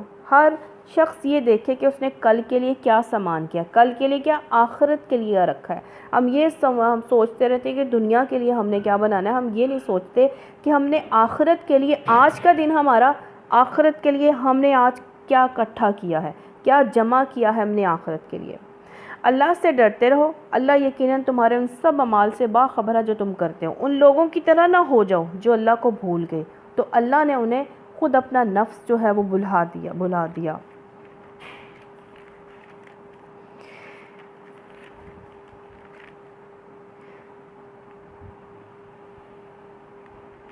اچھا، یہی لوگ فاسق ہیں۔ دوزخ میں جانے والے اور جنت میں جانے والے کبھی برابر نہیں ہو سکتے، جنت میں جانے والے ہی اصل کامیاب ہیں۔ تو اللہم انا نسألک جنت الفردوس۔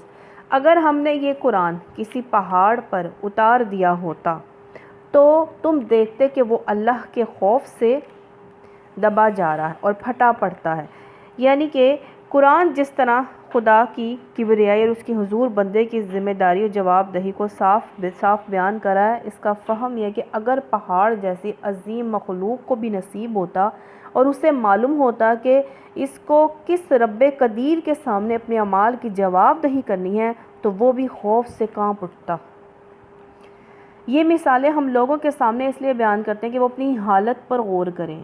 ہم پہاڑ جیسے تو مضبوط نہیں ہیں، تو وہ اگر ہوتا تو اس نے کانپ جانا تھا۔ تو ہمیں بھی ہر عمل کرنے وقت یہ سوچنا چاہیے کہ ہمیں اللہ سبحانہ تعالیٰ کے سامنے جواب دینا ہے۔ وہ اللہ ہی ہے جس کے سوا کوئی معبود نہیں، غائب ہے، ظاہر، ہر چیز کا جانے والا، وہی رحمان اور رحیم ہے۔ وہ اللہ ہے جس کے سوا کوئی معبود نہیں ہے، وہ اللہ ہے جس کے سوا کوئی معبود نہیں۔ وہ بادشاہ نہایت مقدس، سراسر سلامتی، امن دینے والا، نگہبان، سب پر غالب، اپنا حکم بزور نافذ کرنے والا، اور وہ بڑا ہی ہو کر رہنے والا۔ یہ سورۃ الحشر کی جو ہے یہ آخری آیات ہیں۔ اس کے بارے میں میں نے ایک حدیث جو ہے وہ سنانی تھی۔ ہاں جی، نبی صلی اللہ علیہ وسلم نے فرمایا جو شخص سورۃ الحشر کی آخری آیات صبح کے وقت پڑھے تو اس پر اللہ کی طرف سے 70,000 فرشتے مقرر کر دیے جاتے ہیں، وہ شام تک اس کے لیے دعائیں کرتے رہتے ہیں۔ اگر وہ اس دن مر جائے تو شہادت کا ثواب حاصل کرے گا، اور شام کے وقت پڑھنے والا جو ہے وہ بھی، اگر وہ پڑھنے والا فوت ہو جائے تو وہ بھی اسے شہادت کا مرتبہ جو ہے وہ ملے گا۔ تو سورہ حشر کی آیات جو ہیں یہ بھی انسان کو یاد کرنی چاہیے۔ هو اللہ الذی لا الہ الا هو الملک القدوس السلام المؤمن المہیمن العزیز الجبار المتکبر سبحان اللہ عما یشرکون هو اللہ الخالق الباری المصور له الاسماء الحسنى یسبح له ما فی السماوات والارض وهو العزیز الحکیم۔ سب سے بڑا غالب، اپنا حکم بزور نافذ کرنے والا، بڑا ہی ہو کر رہنے والا، پاک ہے اللہ اس شرک سے جو لوگ کر رہے ہیں۔ وہ اللہ ہی ہے جو تخلیق کا منصوبہ بنانے والا اور اس کو نافذ کرنے والا اور اس کے مطابق صورت گری کرنے والا ہے۔ اس کے لیے بہترین نام ہے۔ ہر چیز جو آسمان و زمین میں اس کی تسبیح کری ہے وہ زبردست اور حکیم ہے۔ تو سبحان اللہ و بحمدہ سبحان اللہ العظیم۔ سورہ ممتحنہ امتحان لینا۔ اللہ کے نام سے جو بے انتہا مہربان اور رحم فرمانے والا۔ اے لوگو جو ایمان لائے ہو، اگر تم میری راہ میں جہاد کرنے کے لیے میری رضا جوئی کی خاطر وطن چھوڑ کر گھروں سے نکلے ہو تو میرے اور اپنے دشمنوں کو جو ہے وہ دوست نہ بناؤ۔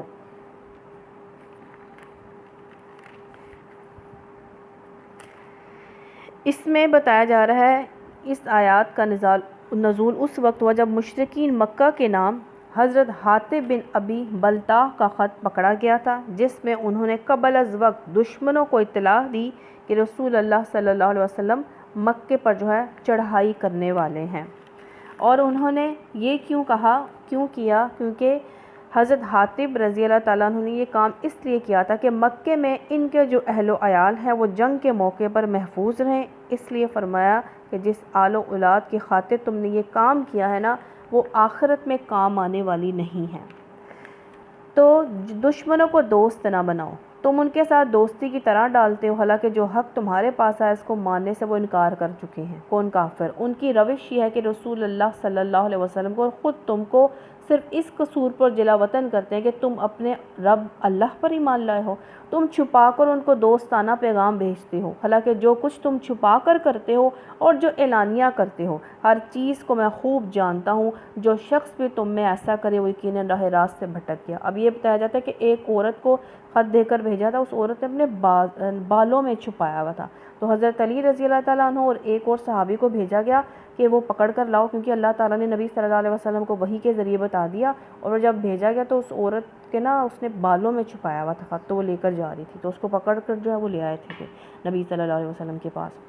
جو شخص بھی تم میں سے ایسا کرے وہ یقیناً راہ راست سے بھٹک گیا۔ ان کا رویہ تو یہ ہے کہ اگر تم پر قابو پا جائیں تو تمہارے ساتھ دشمنی کریں، ہاتھ اور زبان سے تمہیں آزاد دیں۔ کون؟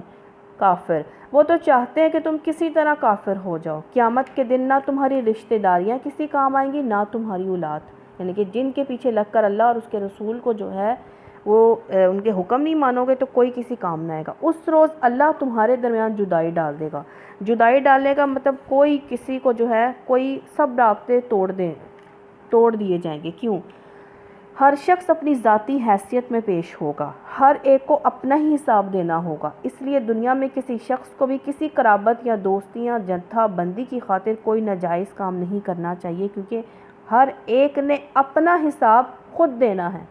ماں باپ کہا گیا نا کہ وہ آپس میں ملا دیے جائیں گے، کون ملیں گے جنت میں؟ جو نیک ہوں گے، کیونکہ اس لیے اپنے کیے کی سزا اس کو خود ہی بھگتنی ہوگی، اس کی ذاتی ذمہ داری میں کوئی دوسرا شریک نہیں ہوگا، وہی تمہارے اعمال دیکھنے والا ہے۔ تم لوگوں کے لیے ابراہیم علیہ السلام اور اس کے ساتھیوں میں ایک اچھا نمونہ ہے۔ انہوں نے اپنی قوم سے صاف کہہ دیا، ہم تم سے تمہارے معبودوں سے جن کو تم خدا کو چھوڑ کر پکارتے ہو پوچھتے ہو، ہم قطعی بیزار ہیں، ہم نے تم سے کفر کیا اور ہمارے تمہارے درمیان ہمیشہ کے لیے عداوت ہوگی، بیر پڑ گیا جب تک تم اللہ واحد پر ایمان نہ لاؤ۔ مگر ابراہیم علیہ السلام کا اپنے باپ سے یہ کہنا اس سے مستثنیٰ ہے کہ میں اپنے آپ کے لیے مغفرت کی درخواست ضرور کروں گا اور اللہ سے آپ کے لیے کچھ حاصل کر لینا میرے بس میں نہیں ہے، یعنی کہ ابراہیم علیہ السلام نے وہ وعدہ کیا تھا کہ میں دعا کروں گا آپ کے لیے، لیکن اللہ سبحانہ تعالیٰ نے پھر منع فرما دیا تھا کہ مشرک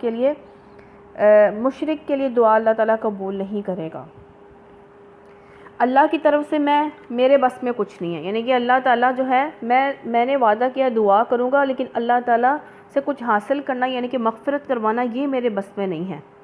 ابراہیم اور اصحاب ابراہیم علیہ السلام کی دعا یہ تھی کہ اے ہمارے رب، تیرے ہی اوپر ہم نے بھروسہ کیا، تیرے ہی طرف ہم نے رجوع کر لیا، تیرے ہی حضور ہمیں پلٹنا ہے، ہمارے رب ہمیں کافروں کے لیے فتنہ نہ بنا دے، یعنی کہ کافر ہم پر تسلط نہ حاصل کر لیں، اور ہمارے رب ہمیں ہمارے قصوروں سے درگزر فرما، بے شک تو ہی زبردست اور دانا ہے۔ انہی لوگوں کے طرز عمل میں تمہارے لیے اور اس شخص کے لیے اچھا نمونہ ہے جو اللہ روز آخر کا امیدوار ہو، اس سے کوئی منحرف ہو تو اللہ بے نیاز اور اپنی ذات میں آپ محمود ہے۔ بعید نہیں کہ اللہ کبھی تمہارے ان لوگوں کے درمیان محبت ڈال دے جن سے آج تم نے دشمنی مول لی ہے، یعنی کہ مسلمانوں کو اپنے کافر رشتہ داروں سے قطع تعلق کی تلقین کرنے کے بعد یہ امید بھی دلائی گئی کہ ایسا وقت بھی آ سکتا ہے کہ جب تمہارے یہی رشتہ دار مسلمان ہو جائیں اور آج کی دشمنی کل پھر محبت میں وہ تبدیل ہو جائے۔ تو بعید نہیں کہ اللہ کبھی تمہارے اور ان لوگوں کے درمیان محبت ڈال دے جن سے آج تم نے دشمنی مول لی ہے۔ اللہ بڑی قدرت رکھتا ہے اور وہ غفور الرحیم ہے۔ دشمنی کیوں مول لیا؟ جو اللہ اور اس کے رسول کی طرف جاتا تھا، جو ایمان لے آتا تھا، تو سارے جو کافر رشتہ دار ہوتے تھے اسے چھوڑ دیتے تھے، تو وہ دشمنی پیدا ہو جاتی تھی۔ اللہ بڑی قدرت رکھتا ہے اور غفور الرحیم ہے۔ اللہ تمہیں اس بات سے نہیں روکتا کہ تم ان لوگوں کے ساتھ نیکی اور انصاف کا برتاؤ کرو جنہوں نے دین کے معاملے میں جنگ نہیں کی ہے اور تمہیں تمہارے گھروں سے نہیں نکالا ہے۔ اللہ انصاف کرنے والوں کو جو ہے پسند کرتا ہے۔ وہ تمہیں جس بات سے روکتا ہے وہ تو یہ ہے کہ تم ان لوگوں سے دوستی کرو جنہوں نے تم سے دین کے معاملے میں جنگ کی ہے اور تمہیں اور تمہارے گھروں سے نکالا ہے۔ کون سے گھروں سے؟ مکے سے، اور تمہارے اخراج میں ایک دوسرے کی مدد کی ہے۔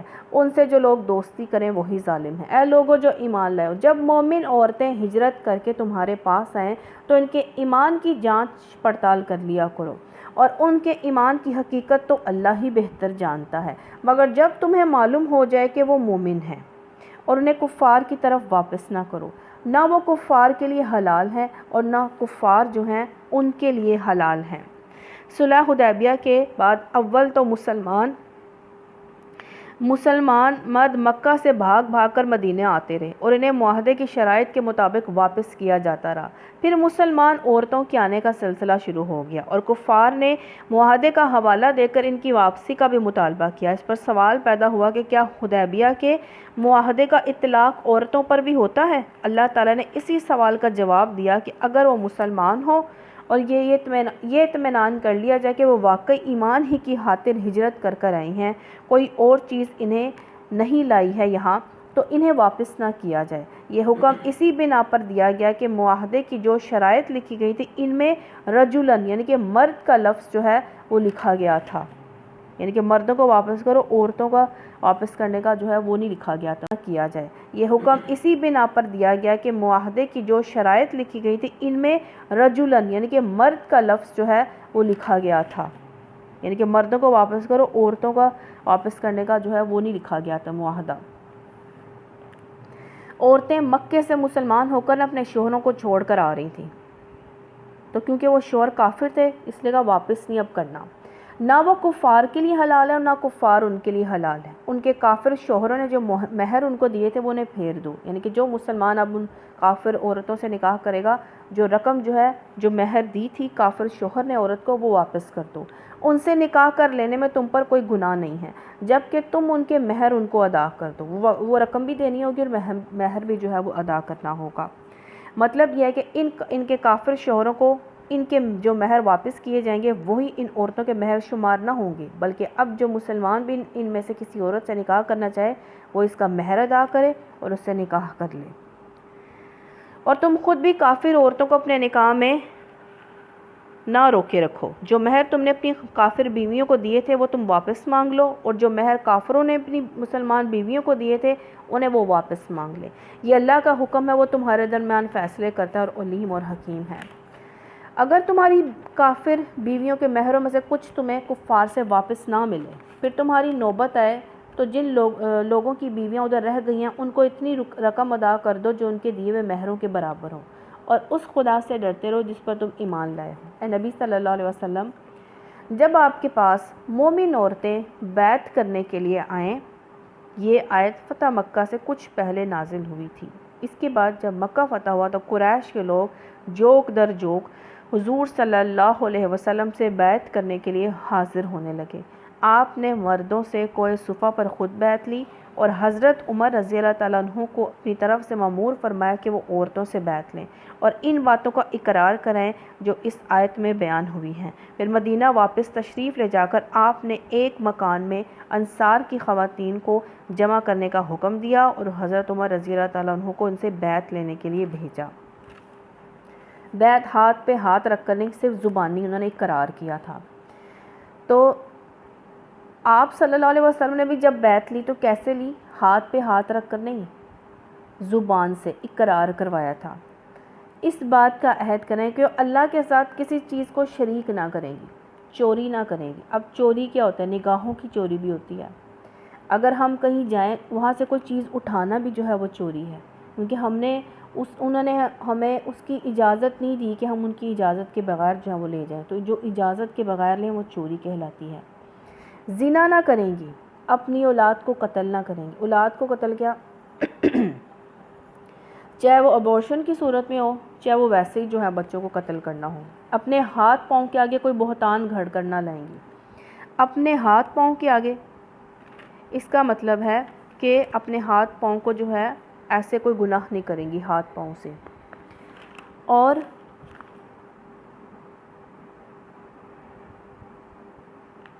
اچھا تو ان سے بیعت لیں اور کسی امر معروف میں نافرمانی نہ کریں گی، یعنی کہ اللہ کے حکم کو ماننے گی، تو ان سے بیعت لے لو اور ان کے حق میں اللہ سے دعائے مغفرت کرو، یقیناً اللہ درگزر فرمانے والا اور رحم فرمانے والا ہے۔ اے لوگوں جو ایمان لائے ہو، ان لوگوں کو دوست نہ بناؤ جن پر اللہ نے غضب فرمایا۔ تو یہاں پہ دوستی کی بار بار نہیں بات ہو رہی کہ اپنے صحبت اچھی رکھو، صحبت اللہ والوں سے رکھو، جو آخرت سے ڈرتے ہیں نا، قیامت کا خوف رکھتے ہیں، ان سے رکھو۔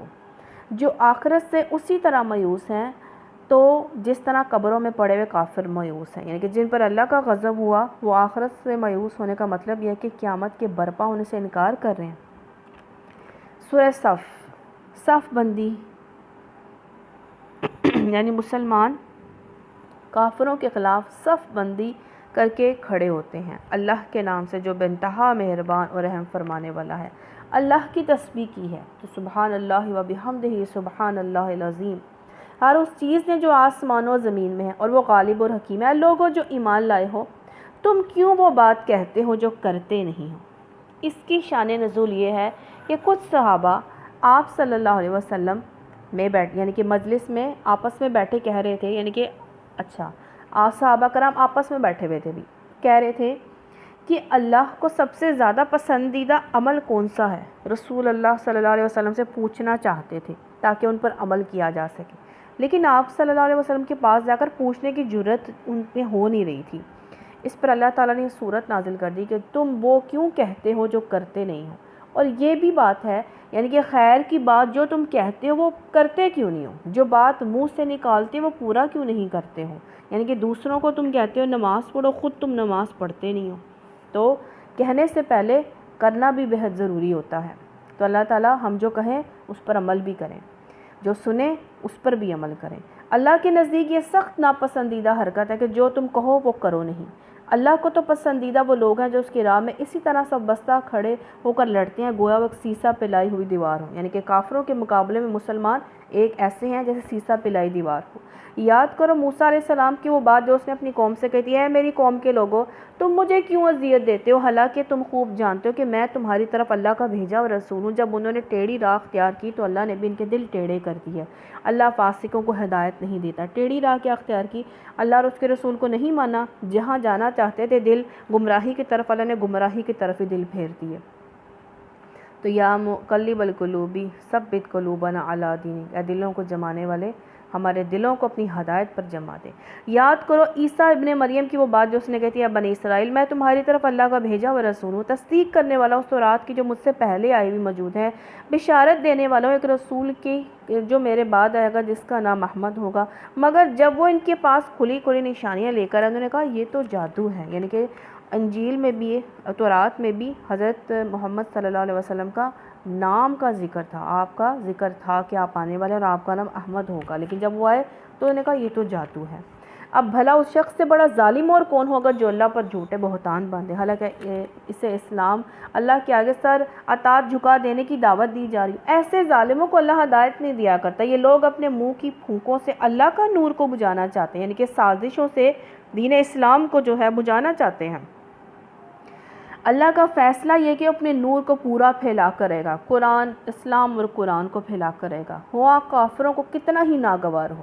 وہی تو ہے جس نے اپنے رسول صلی اللہ علیہ وسلم کو ہدایت اور دین حق کے ساتھ بھیجا ہے تاکہ اسے پورے کے پورے دین پر غالب کر دے، خواہ مشرکین کو ہی کتنا ہی ناگوار ہو۔ تو کیا پتہ چلا اللہ اور اس کے رسول کی بات جب آپ کریں، کوئی آپ عمل کریں تو کسی کو کتنا ہی برا کیوں نہ لگے، اگر آپ کو معلوم ہے نا کہ اللہ اور اس کے رسول کا حکم ہے تو آپ کریں، کیونکہ ہم نے کام کرنا ہے، اطاعت کرنی ہے اللہ کے لیے، لوگوں کے لیے نہیں کرنی ہے۔ بات ہم نے ماننی ہے اللہ کو خوش کرنے کے لیے، لوگوں کو ناراض ہو تو ہوں، لوگوں کو نہیں خوش کرنا، ہمیں اللہ کو خوش کرنا ہے۔ اے لوگو جو ایمان لائے ہو، میں بتاؤں تم کو وہ تجارت جو تمہیں عذاب الہی سے بچا دے؟ ایمان لاؤ اللہ اور اس کے رسول صلی اللہ علیہ وسلم پر، جہاد کرو اللہ کی نام میں اپنے مالوں سے اور اپنی جانوں سے، یہی تمہارے لیے بہتر اگر تم جانو اللہ تمہارے گناہ معاف فرما دے گا۔ تو اللہ سبحانہ تعالیٰ نے نا مومنوں سے ان کی جانوں اور مالوں کا سودا کیا ہے جنت کے بدلے میں۔ تو جنت چاہیے تو انسان کو اپنے جان اور مال اللہ کی راہ میں لگانے ہوں گے، یہی تمہارے لیے بہتر اگر تم جانو اللہ تمہارے گناہ معاف فرما دے گا، تم کو ایسے باغوں میں داخل کرے گا جن کے نیچے نہریں بہتی ہوں گی، ابدی قیام کی جنتوں میں بہترین گھر تمہیں عطا فرمائے گا، یہی بڑی کامیابی ہے۔ تو اللہم انا نسألک جنت الفردوس، اور وہ دوسری چیز جو تم چاہتے ہو وہ بھی تمہیں دے گا، اللہ کی طرف سے نصرت اور قریب میں حاصل ہونے والی فتح۔ کون سی فتح؟ فتح مکہ۔ اے نبی صلی اللہ علیہ وسلم اہل ایمان کو اس کی بشارت دے دو، اے لوگو جو ایمان لائے ہو، کس کی فتح مکہ کی؟ اے لوگو جو ایمان لائے ہو اللہ کے مددگار بنو، جس طرح عیسیٰ ابن مریم نے حواریوں کو خطاب کر کے کہا تھا کون ہے اللہ کی طرف بلانے میں میرا مددگار؟ تو حواریوں نے جواب دیا ہم ہیں اللہ کے مددگار۔ اس وقت بنی اسرائیل کا ایک گروہ ایمان لایا اور دوسرے گروہ نے انکار کیا، پھر ہم نے ایمان لانے والوں کو ان کے دشمنوں کے مقابلے میں تائید کی، مدد کی، اور وہی غالب ہو کر ہے۔ سورہ جمعہ۔ اللہ کے نام سے جو بے انتہا مہربان اور رحم فرمانے والا ہے۔ اللہ کی تسبیح کر رہی ہے، تو آج کے پارے میں تسبیح بہت زیادہ ہے۔ سبحان اللہ وبحمدہ، سبحان اللہ العظیم، سبحان اللہ والحمد للہ ولا الہ الا اللہ واللہ اکبر ولا حول ولا قوت الا باللہ العلی العظیم۔ اللہ کی تسبیح کر رہی ہے ہر وہ چیز جو آسمانوں میں ہے اور ہر وہ چیز جو زمین میں ہے۔ بادشاہ نہایت مقدس، زبردست اور حکیم وہی ہے جس نے امیوں کے اندر ایک رسول صلی اللہ علیہ وسلم خود انہی میں سے اٹھایا جو نے اس کی آیات سناتا ہے۔ امی کیوں کہا گیا؟ ان پڑھ تھے نا وہ مکے والے، ان کی زندگیاں سنوارتا ہے، ان کی کتاب اور حکمت کی ان کو کتاب اور حکمت کی تعلیم دیتا ہے، حالانکہ اس سے پہلے وہ کھلی گمراہی میں پڑے ہوئے تھے۔ اور اس رسول کی باسط ان دوسرے لوگوں کے لیے بھی ہے جو ابھی ان سے ملے نہیں ہیں، یعنی کہ تبع تابعین اور سب کے لیے ہے آپ کی آپ کا اطاعت کرنا۔ اللہ زبردست اور حکیم ہے۔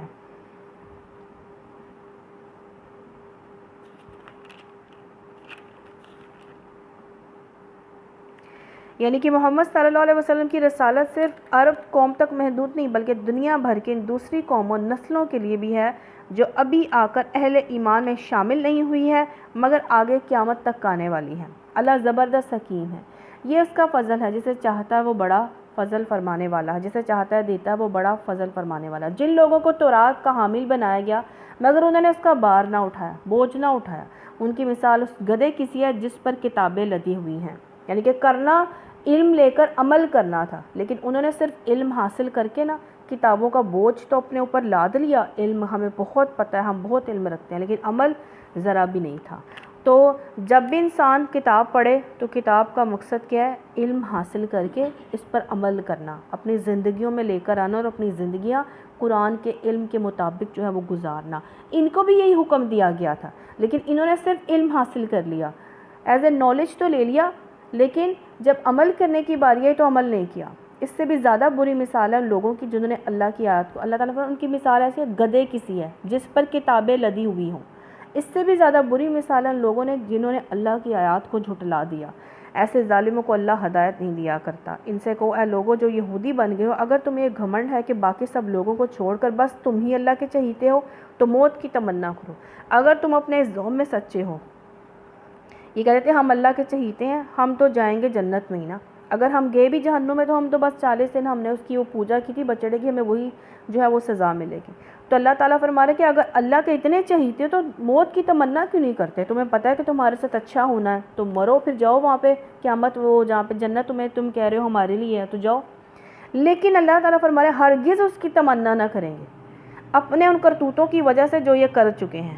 اللہ ان ظالموں کو خوب جانتا ہے، ان سے کو جس موت سے تم بھاگتے ہو نا وہ تو آ کر ہی رہے گی، پھر تم اس کے سامنے پیش کیے جاؤ گے جو پوشیدہ ظاہر کا جاننے والا ہے، اور وہ تمہیں بتا دے گا تم کیا کچھ کرتے رہے ہو۔ اے لوگو جو ایمان لائے ہو، جب پکارا جائے نماز کے لیے جمعے کے دن تو اللہ کے ذکر کی طرف دوڑو، خرید و فروخت جو ہے وہ چھوڑ دو، یعنی کہ جمعے کا جب ٹائم ہو نماز کا، جمعے کی نماز کا، تب خرید و فروخت چھوڑ دو، جب نماز سے فارغ ہو جاؤ تو پھر جو ہے خرید و فروخت کر سکتے ہو، یہ تمہارے لیے زیادہ بہتر ہے اگر تم جو ہے جانو۔ جب نماز پوری ہو جائے تو زمین میں اللہ کے فضل کے لیے جو ہے وہ تلاش کرو۔ تو اب یہ بھی بتایا جا رہا ہے کہ ذکر کی طرف دوڑو، جب جمعے کی طرف جانا بھاگ بھاگ کر نہیں جانا، تیزی کے ساتھ جانا ہے، خوش اسلوبی کے ساتھ جانا ہے، اور اول وقت میں جو ہے وہ حاضر ہونا ہے نماز کے لیے۔ جب نماز پوری ہو جائے زمین میں پھیل جاؤ، اللہ کا فضل تلاش کرو۔ نماز پڑھ لی، فارغ ہو گئے تو پھر کیا کرو؟ کاروبار شروع کر دو، اللہ کو کثرت سے یاد کرتے رہو۔ پھر بھی اللہ تعالیٰ فرما رہے ہیں کاروبار کے بھی، رزق کمانے میں بھی اللہ کو کثرت سے یاد کرو، شاید کہ تمہیں فلاح نصیب ہو جائے۔ یعنی کہ کامیابی کس میں ہے؟ اللہ کے ذکر میں ہے، اور اللہ کا ذکر ہمیشہ کرتے رہنا، ہر وقت کرتے رہنا بہت سی برائیوں سے بچا لیتا ہے۔ جب انہوں نے تجارت اور کھیل تماشا ہوتے دیکھا تو اس کی طرف لپک گئے اور آپ کو جو ہے وہ چھوڑ دیا۔ یعنی کہ یہاں پہ بتایا جا رہا ہے کہ خطبہ یہاں پہ شام سے ایک تجارتی قافلہ عین نماز جمعہ کے وقت ہے، اس نے ڈھول تاشے بجانے شروع کر دی تاکہ بستی کے لوگوں کو اس کی آمد کی اطلاع ہو جائے۔ رسول اللہ صلی اللہ علیہ وسلم اس وقت خطبہ ارشاد فرما رہے تھے، ڈھول تاشوں کی آواز سن کر لوگ بے چین ہو گئے، اور جو ہے ان میں سے 12 آدمیوں کے سوا باقی قافلے کی طرف جو ہے وہ دوڑ گئے۔ تو یہاں پہ بتایا جا رہا ہے ان سے کہو جو کچھ اللہ کے پاس ہے وہ کھیل تماشے اور تجارت سے بہتر ہے، یعنی کہ تم چھوڑ کر خطبہ چھوڑ کر تم چلے گئے تھے تو دنیا کی تجارت اور کھیل تماشے سے جو ہے وہ بہتر ہے۔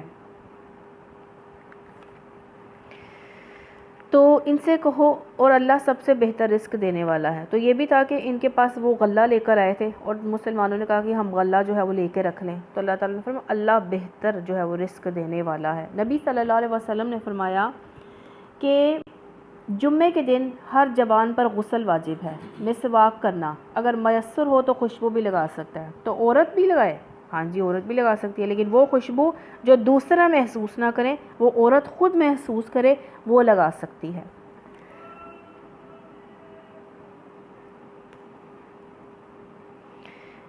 بے شک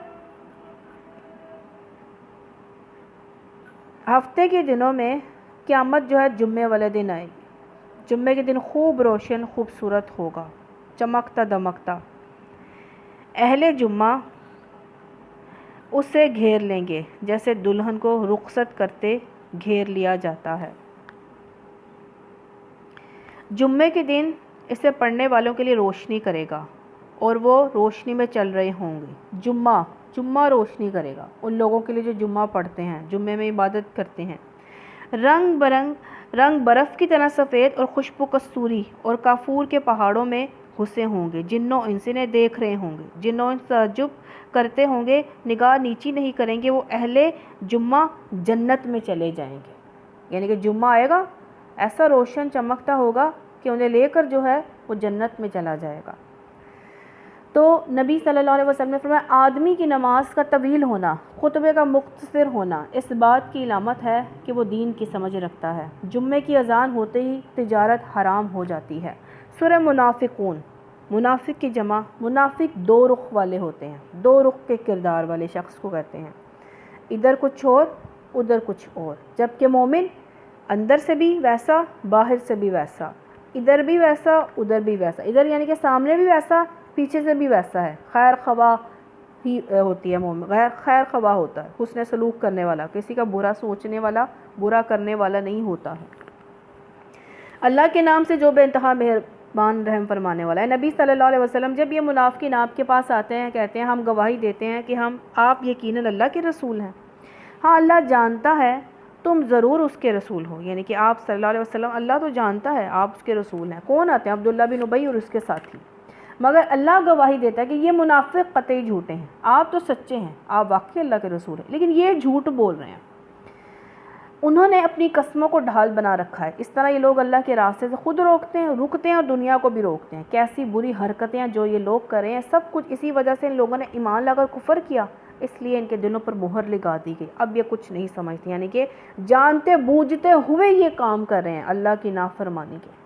انہیں دیکھو تو ان کے جسے تمہیں بڑے شاندار نظر ہیں، بولے تو تم ان کی باتیں سنتے رہ جاؤ، یعنی کہ لباس بھی ایسا شاندار خوبصورت لباس پہنتے ہیں اور زبان بھی اتنی میٹھی باتیں کرتے ہیں کہ انسان سنے تو سنتا ہی رہ جائے کہ کیا کتنی میٹھی باتیں کر رہے ہیں، مگر اصل میں یہ گویا لکڑی کے کندے ہیں، دیوار پر لگی ہوئی لکڑیاں جو دیکھنے والوں کو بھلی لگتی ہیں لیکن کسی کو فائدہ نہیں پہنچا سکتی ہیں، جو دیوار کے ساتھ چن کر رکھ دیے گئے ہوں، ہر زور کی آواز کو اپنے خلاف سمجھتے ہیں۔ کیا سمجھتے ہیں کہ ہم پر کوئی آفت نازل نہ ہو جائے، گھبرا اٹھتے ہیں کہ ہمارے خلاف کوئی کارروائی کا آغاز تو نہیں ہو رہا، ہمارا نفاق کھل کر تو نہیں سامنے آ گیا۔ وحی کے ذریعے یہ پکے دشمن ہیں، ان سے بچ کر رہو، اللہ کی مار ان پر، یہ کدھر الٹے پھیرائے جا رہے ہیں۔ یہ اس کو منافقین کے بارے میں کہا جا رہا ہے۔ جب ان سے کہا جاتا ہے کہ آؤ اللہ رسول کی طرف، اللہ کا رسول آپ کے لیے مغفرت کی دعائیں کرے، یعنی کہ اللہ کا رسول تمہارے لیے، منافقین آؤ اللہ کی طرف تمہارے لیے رسول جو ہے دعائیں کرے، سر جھٹکتے ہیں۔ کبھی دیکھا غصے میں کسی کو کون اللہ رسول کی بات مانو تو ویسے سر جھٹک کے کہتے ہیں ہاں بڑے اللہ والے بنتے ہیں، خود کرو جو کرتے ہو۔ تو یہ منافقین کا رویہ ہے کہ جس کو نیکی کی بات کہی جائے اور ایسے سر جھٹکے، تم دیکھتے ہو بڑے گھمنڈ کے ساتھ آنے سے رکتے ہیں۔ اے نبی صلی اللہ علیہ وسلم، تو آپ چاہیں ان کے لیے مغفرت کی دعا کریں یا نہ کریں، ان کے لیے برابر ہے۔ اللہ منافقین کے لیے دعا کی بھی وہ قبول نہیں کرے گا، اللہ ہرگز انہیں معاف نہ کرے گا، اللہ فاسق لوگوں کو ہرگز ہدایت نہیں دیتا ہے۔ نبی صلی اللہ علیہ وسلم نے فرمایا زیادہ باتیں کرنا فحش گوئی نفاق کی علامت ہے۔ یہ وہی لوگ ہیں جو کہتے ہیں رسول صلی اللہ علیہ وسلم کے ساتھیوں پر خرچ کرنا بند کر دو، یہ تاکہ یہ منتشر ہو جائے۔ انصار اور مہاجر کی لڑائی ہو گئی عبداللہ بن ابی میں۔ عبداللہ بن ابی نے کہنا شروع کر دیا تم نے ان کی مدد کی نا، یعنی کہ مہاجرین کو انصار کو کہنے لگے کہ تم نے مہاجرین کی مدد کی نا، اپنے ساتھ رکھا، نتیجہ دیکھو اب انہیں مدینے سے نکال دو، دیکھو کیسے لڑتے ہیں تم سے۔ حضرت زید بن ارقم نے نبی صلی اللہ علیہ وسلم کو بتایا کہ عبداللہ بن ابی نے یہ لڑائی کروائی ہے، تو وہ مکر گیا۔ حضرت زید کو بہت ملال ہوا تو اللہ نے یہ صورت نازل کر دی۔ حالانکہ زمین و آسمانوں خزانوں کا مالک اللہ ہے، مگر یہ منافق سمجھتے نہیں ہیں، کہتے ہیں کہ ہم مدینے واپس پہنچ جائیں تو یہ جو عزت والا ہے ذلیل کو وہاں سے نکال باہر کرے گا، چونکہ عزت تو اللہ اور اس کے رسول اور مومنین کے لیے، مگر یہ منافق جانتے نہیں ہیں۔ کس نے کہا تھا؟ عبداللہ بن ابی نے کہا تھا۔ تو عبداللہ بن ابی نے کہا تھا، تو پھر حالانکہ عزت تو اللہ اور اس کے رسول مومنین کے لیے، مگر یہ منافق جانتے نہیں ہیں۔ اے لوگو، اللہ اور جو ایمان لائے ہو، تمہارے مال تمہاری اولادیں تم کو اللہ کی یاد سے غافل نہ کریں، یعنی کہ ان میں پڑھ کر اللہ کی یاد سے غافل نہ ہونا۔ جو لوگ ایسا کریں وہی خسارے میں رہنے والے ہیں۔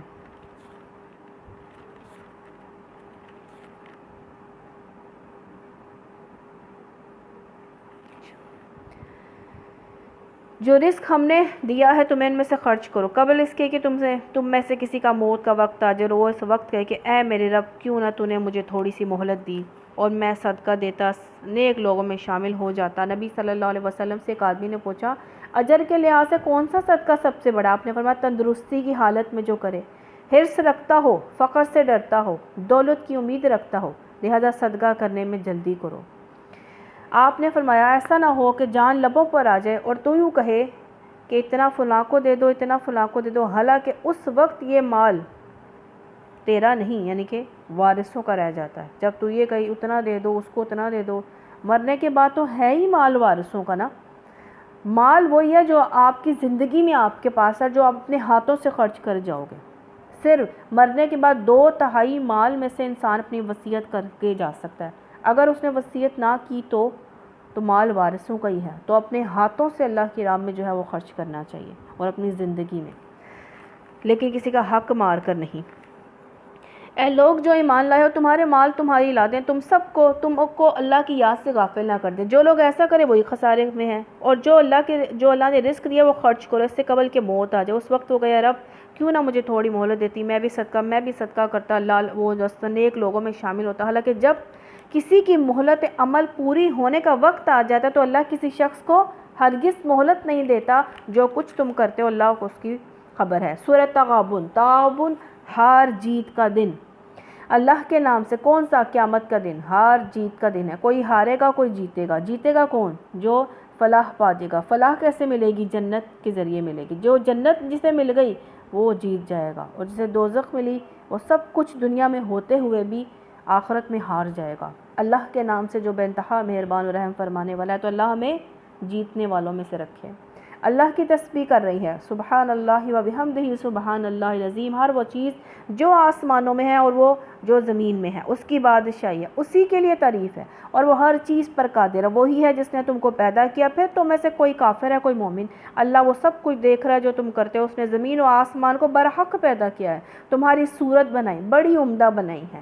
سب کی صورتیں اللہ نے عمدہ بنائی ہیں، اور اسی کی طرف آخرکار تمہیں پلٹنا ہے. زمین و آسمانوں کی ہر چیز کا اسے علم ہے. جو کچھ تم چھپاتے ہو، جو ظاہر کرتے ہو، سب اس کو معلوم ہے، اور وہ دلوں کا حال تک جانتا ہے. کیا تمہیں ان لوگوں کی کوئی خبر نہیں پہنچی جنہوں نے اس سے پہلے کفر کیا اور پھر اپنی شامت اعمال کا مزہ چکھ لیا، اور آگے ان کے لیے ایک دردناک عذاب ہے. اس انجام کے مستحق وہ اس لیے ہوئے کہ ان کے پاس ان کے رسول صلی اللہ علیہ وسلم کھلی کھلی دلیلیں اور نشانیاں لے کر آتے رہے، مگر انہوں نے کہا کیا انسان ہمیں ہدایت دیں گے؟ استغفر اللہ. اس طرح انہوں نے ماننے سے انکار دیا، یعنی کہ تکبر، ضد، انا، حسد آڑے آ گیا اللہ کی راہ میں چلنے میں. تو یہ سب انسان کو اپنی نفس کی جو ہے نا، نفس کو مارنا پڑتا ہے، خواہشات کو جو ہے مارنا پڑتا ہے اللہ کے راستے پر چلنے کے لیے. اس طرح انہوں نے ماننے سے انکار کر دیا اور منہ پھیر لیا. تب اللہ بھی ان سے بے پرواہ ہو گیا، اور اللہ ہی تو ہے بے نیاز اپنی ذات میں آپ محمود. منکرین نے بڑے دعوے سے کہا وہ مرنے کے بعد ہرگز دوبارہ نہ اٹھائے جائیں گے. ان سے کہو نہیں، میرے رب کی قسم تم ضرور اٹھائے جاؤ گے، پھر ضرور تمہیں بتایا جائے گا تم نے دنیا میں کیا کچھ کیا ہے. ایسا کرنا اللہ کے لیے بہت آسان ہے. بس ایمان لاؤ اللہ پر، اس کے رسول صلی اللہ علیہ وسلم پر، اس روشنی پر جو ہم نے نازل کی ہے. جو کچھ تم کرتے ہو اللہ کو اس کی خبر ہے. اس کا پتہ تمہیں اس روز چلے گا جب اجتماع کے دن تم سب کو اکٹھا کرے گا. وہ دن ہوگا ایک دوسرے کے مقابلے میں لوگوں کی ہار جیت کا. جو لوگ ایمان لائے، نیک عمل کیے، اس کے گناہ جھاڑ دے گا. ایسی جنتوں میں داخل کرے گا جن کے نیچے نہریں بہتی ہوں گی. یہ لوگ ہمیشہ ہمیشہ اس میں رہیں گے. یہی بڑی کامیابی ہے. تو اللہم انا نسألک جنت الفردوس. جن لوگوں نے کفر کیا، ہماری آیات کو جھٹلایا، وہ دوزخ کے باشندے ہوں گے جن میں ہمیشہ رہیں گے. بدترین ٹھکانہ ہے. تو اللہم اجرنا من النار. کوئی مصیبت کبھی نہیں آتی مگر اللہ کے اذن ہی سے آتی ہے.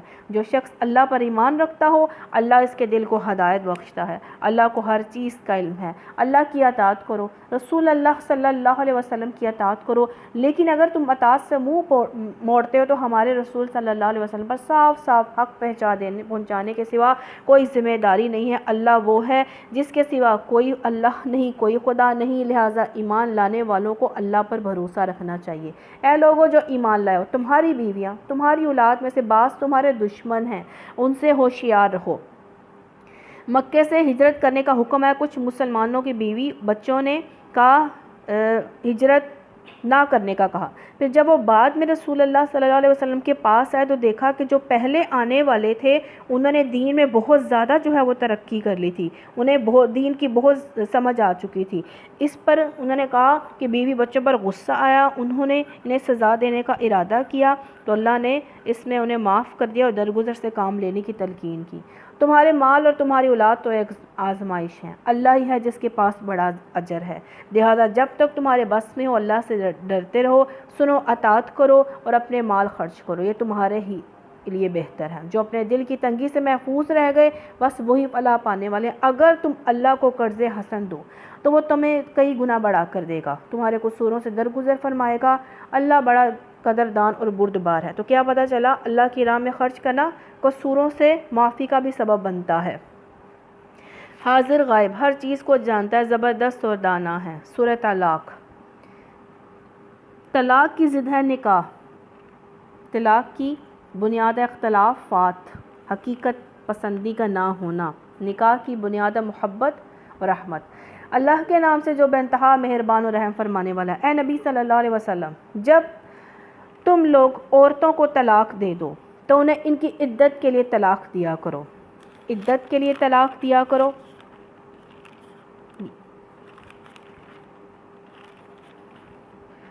یعنی یہ کہ حیض کی حالت میں عورت کو طلاق نہ دو، بلکہ اس وقت طلاق دو جس سے اس کی عدت شروع ہو سکے۔ دوسرا یہ کہ عدت کے اندر رجوع کرنے کی گنجائش رکھتے ہوئے طلاق دو، اس طرح طلاق نہ دے بیٹھو کہ جس سے رجوع کا موقع ہی باقی نہ رہے، یعنی کہ 3 نہ دو۔ اور حیض کے زمانے میں طلاق نہ دی جائے، بلکہ اس طہر کی حالت میں دی جائے جس میں شوہر نے بیوی سے مباشرت نہ کی ہو، یا پھر اس حالت میں دی جائے جب کہ عورت کا حاملہ ہونا معلوم ہو اور ایک ہی وقت میں 3 طلاقیں نہ ڈالی جائیں۔ ان کی عدت کے لیے طلاق دیا کرو، عدت کے زمانے کا ٹھیک شمار جو ہے وہ کرو، اور اللہ سے ڈرو جو تمہارا رب ہے۔ زمانہ عدت میں نہ تم انہیں ان کے گھروں سے نکالو اور نہ وہ خود نکلیں۔ اس کا کیا مطلب ہے؟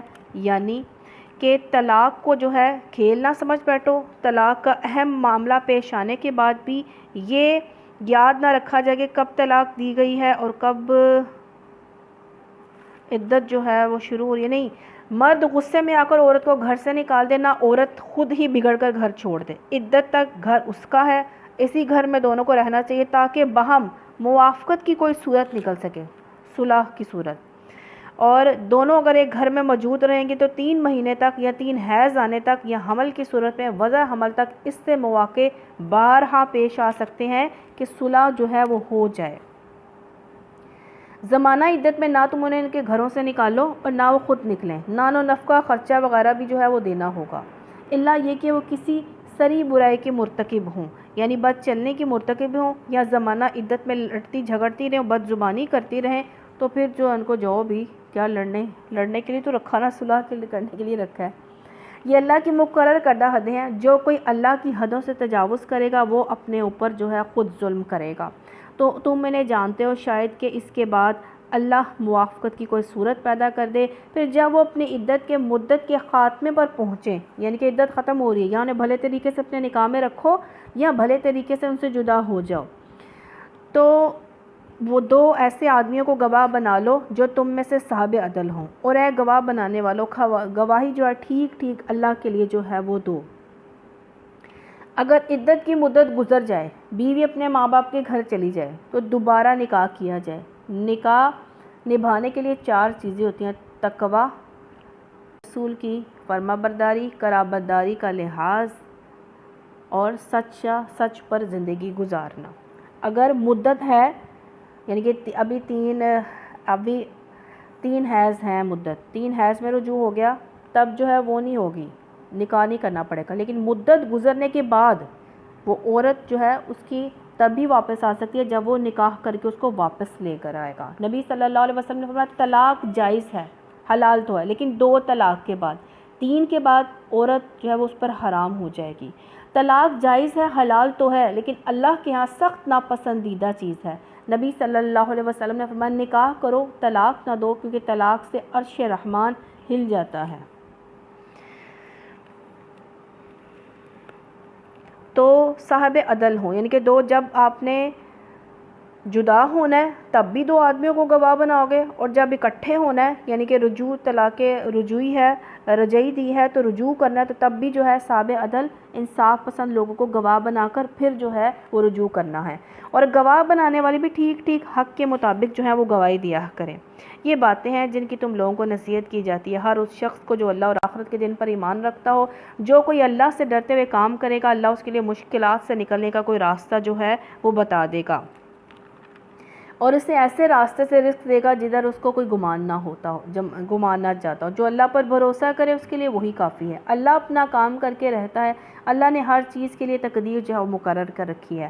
اور تمہاری عورتوں میں جو حیض سے مایوس ہو چکی ہوں، ان کے معاملے میں اگر تم لوگوں کو کوئی شک لاحق ہے تو تمہیں معلوم ہے کہ ان کی عدت 3 مہینے ہے، یعنی کہ ابھی بالغ بچی نہیں ہوئی، اس کا نکاح ہو گیا تو اس کو ابھی حیض آئے نہیں ہے، تو پھر کیا حیض نہیں آیا تو اس کی طلاق ہو گئی تو 3 مہینے ہوگی، اور وہ جو عورتیں جو ہیں جن کو حیض آنا بند ہو گیا ان کی بھی 3 مہینے جو ہے وہ جو ہے عدت، اور ایک جو ہے جس کو آتے ہی نہیں ہے اس کی بھی 3 مہینے ہیں، اور جن کو حیض آتے ہیں ان کے 3 حیض جو ہے وہ عدت ہے۔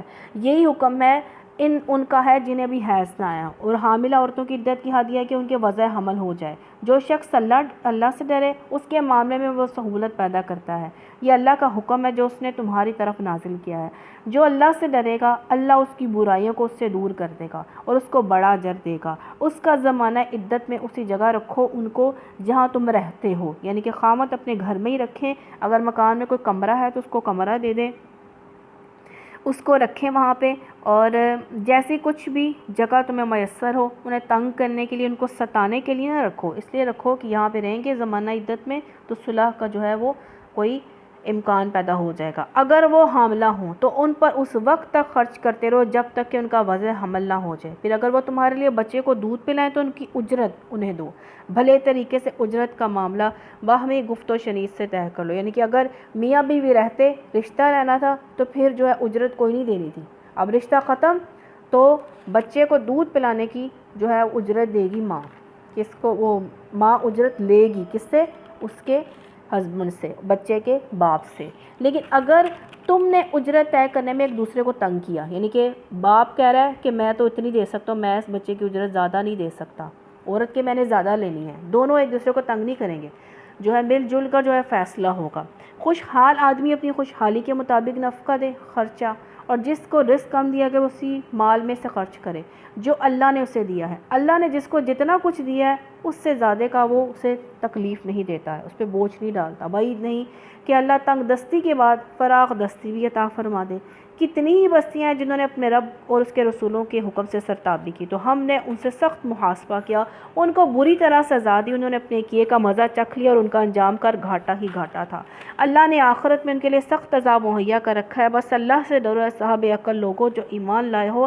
اللہ نے تمہاری طرف ایک نصیحت نازل کر دی ہے کہ ایسا رسول صلی اللہ علیہ وسلم جو تم کو اللہ کی صاف صاف ہدایت دینے والی آیات سناتے ہیں تاکہ ایمان لانے والوں، نیک عمل کرنے والوں کو تاریکیوں سے نکال کر روشنی میں لے آئیں۔ جو کوئی اللہ پر ایمان لائے، نیک عمل کرے، ایسی جنتوں میں داخل کرے گا جن کے نیچے نہریں بہتی ہوں گی، یہ لوگ ان میں ہمیشہ رہیں گے، اور اللہ نے ایسے شخص کے لیے بہترین رزق تیار کر رکھا ہے۔ اللہ ہے وہ جس نے 7 آسمان بنائے، زمین کی قسم سے بھی انہی کے مانند، یعنی کہ جتنے آسمان نظر آتے ہیں اتنی زمینیں بھی ہیں، ان کے درمیان حکم جو ہے وہ نازل ہوتا رہتا ہے، ان کے درمیان۔ یہ بات تمہیں اس لیے بتائی جا رہی ہے تاکہ تم جان لو اللہ ہر چیز پر قدرت رکھتا ہے، اور یہ کہ اللہ کا علم ہر چیز پر محیط ہے، ہر چیز کو اللہ نے گھیرے میں لیا ہوا ہے، اللہ کے علم میں ہر چیز ہے۔ سورۃ تحریم، حرام کرنے کے ہم معنی۔ اللہ کے نام سے جو بے انتہا مہربان اور رحم فرمانے والا ہے۔ اے نبی صلی اللہ علیہ وسلم، آپ کیوں اس چیز کو حرام کرتے ہیں جو اللہ نے آپ کے لیے حلال کی ہے؟ اس لیے کہ آپ اپنی بیویوں کو خوش کرنا چاہتے ہیں۔ واقعہ آپ صلی اللہ علیہ وسلم حضرت زینب بنت جہش رضی اللہ تعالیٰ عنہ کے پاس زیادہ دیر ٹھہرنے لگ گئے، وہاں شہد پیتے۔ حضرت حفصہ اور حضرت عائشہ رضی اللہ تعالیٰ عنہ دونوں وہاں معمول سے زیادہ دیر تک آپ کو ٹھہرنے سے روکنے کے لیے سکیم تیار کی، یعنی کہ آپ حضرت زینب جو ہیں انہیں روک لیتی، شربت بنانے میں پینے میں دیر لگتی، تھوڑا سا ٹائم زیادہ لگ جاتا۔ حضرت عائشہ حضرت حفصہ نے سوچا، سکیم بنائی کہ ان کو کیسے وہاں سے جو ہے وہ، یعنی کہ وہ ٹائم پورا دیا کریں، زیادہ نہ رکا کریں۔ کیسے؟ انہوں نے بنایا آپ صلی اللہ علیہ وسلم بھی جس کے پاس تشریف لائیں، سب ازواج نے مل کر نا حضرت زینب کو چھوڑ کے وہ کہیں کہ رسول اللہ صلی اللہ علیہ وسلم کے آپ کے منہ سے نا مغافر، ایک قسم کا پھول ہوتا ہے جس میں نا بسانت ہوتی ہے، کی بو آتی ہے۔ انہوں نے ایسا کہا تو نبی صلی اللہ علیہ وسلم نے فرمایا، میں تو زینب کے گھر میں شہد پیتا ہوں، اب میں قسم کھاتا ہوں کہ میں اس کو نہیں پیوں گا۔ تو اللہ سبحانہ تعالیٰ نے یہ آیت نازل کر دی، صورت ہی اتار دی کہ آپ ان چیزوں کو کیوں حرام کرتے ہیں کہ جن کو اللہ تعالیٰ نے جو ہے وہ حلال کیا ہے، یعنی کہ شہد کو اللہ نے حلال کیا ہے، آپ عورتوں کو جو ہے اپنی بیویوں کو خوش کرنے کے لیے جو ہیں وہ اس طرح کر رہے ہیں۔ تو ایسا کریں، آپ صلی اللہ علیہ وسلم نے محض ان کو خوش کرنے کے لیے حلال چیز اپنے لیے حرام کر لی تھی۔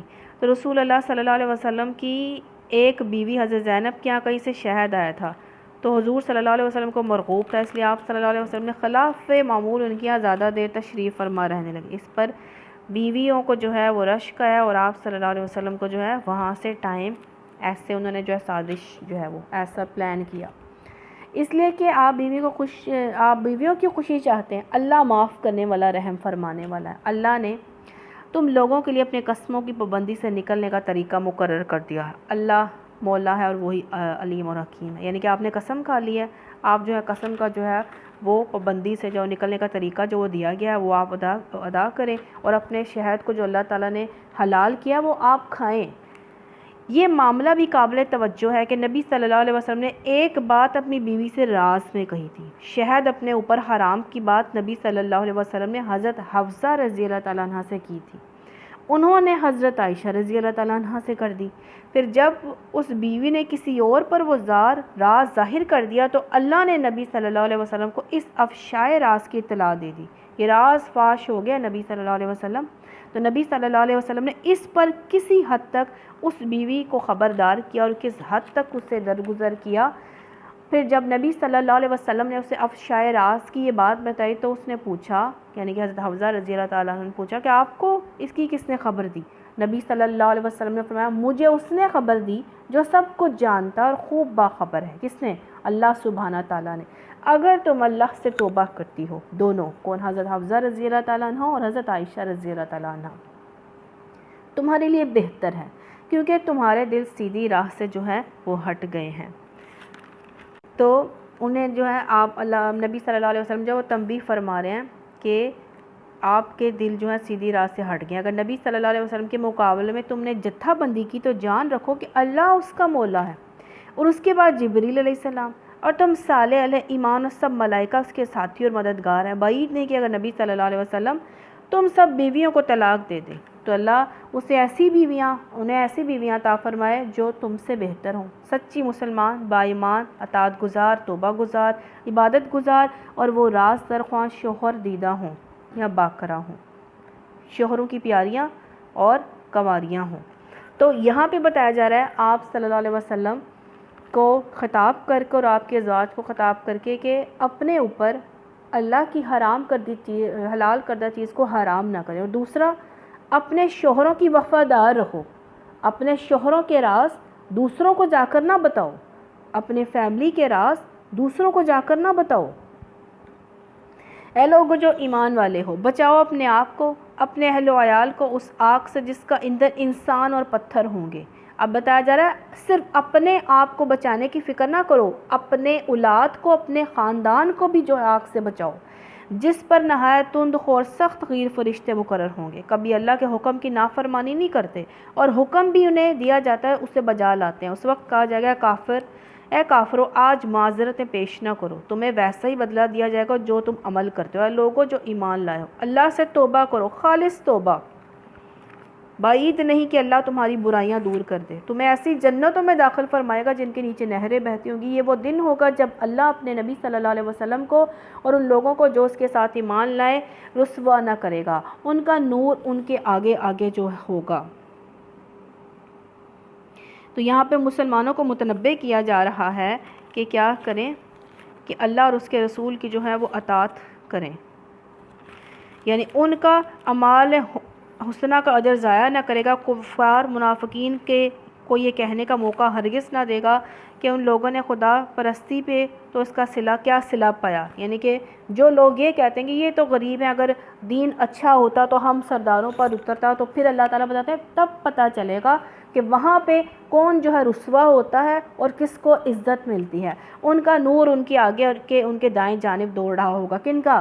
مومنین کا، مسلمانوں کا۔ وہ کہہ رہے ہوں گے ہمارے رب ہمارا نور ہمارے لیے مکمل کر دے، ہم سے درگزر فرما، تو ہر چیز پر قدرت رکھتا ہے۔ نبی صلی اللہ علیہ وسلم کفار اور منافقین سے جہاں ہوگا وہ کہہ رہے ہوں گے ہمارے رب ہمارا نور ہمارے لیے مکمل کر دے، ہم سے درگزر فرما، تو ہر چیز پر قدرت رکھتا ہے۔ نبی صلی اللہ علیہ وسلم کفار اور منافقین سے جہاد کرو، ان کے ساتھ سختی سے پیش ہے، ان کا ٹھکانہ جہنم ہے، بہت ہی برا ٹھکانہ ہے۔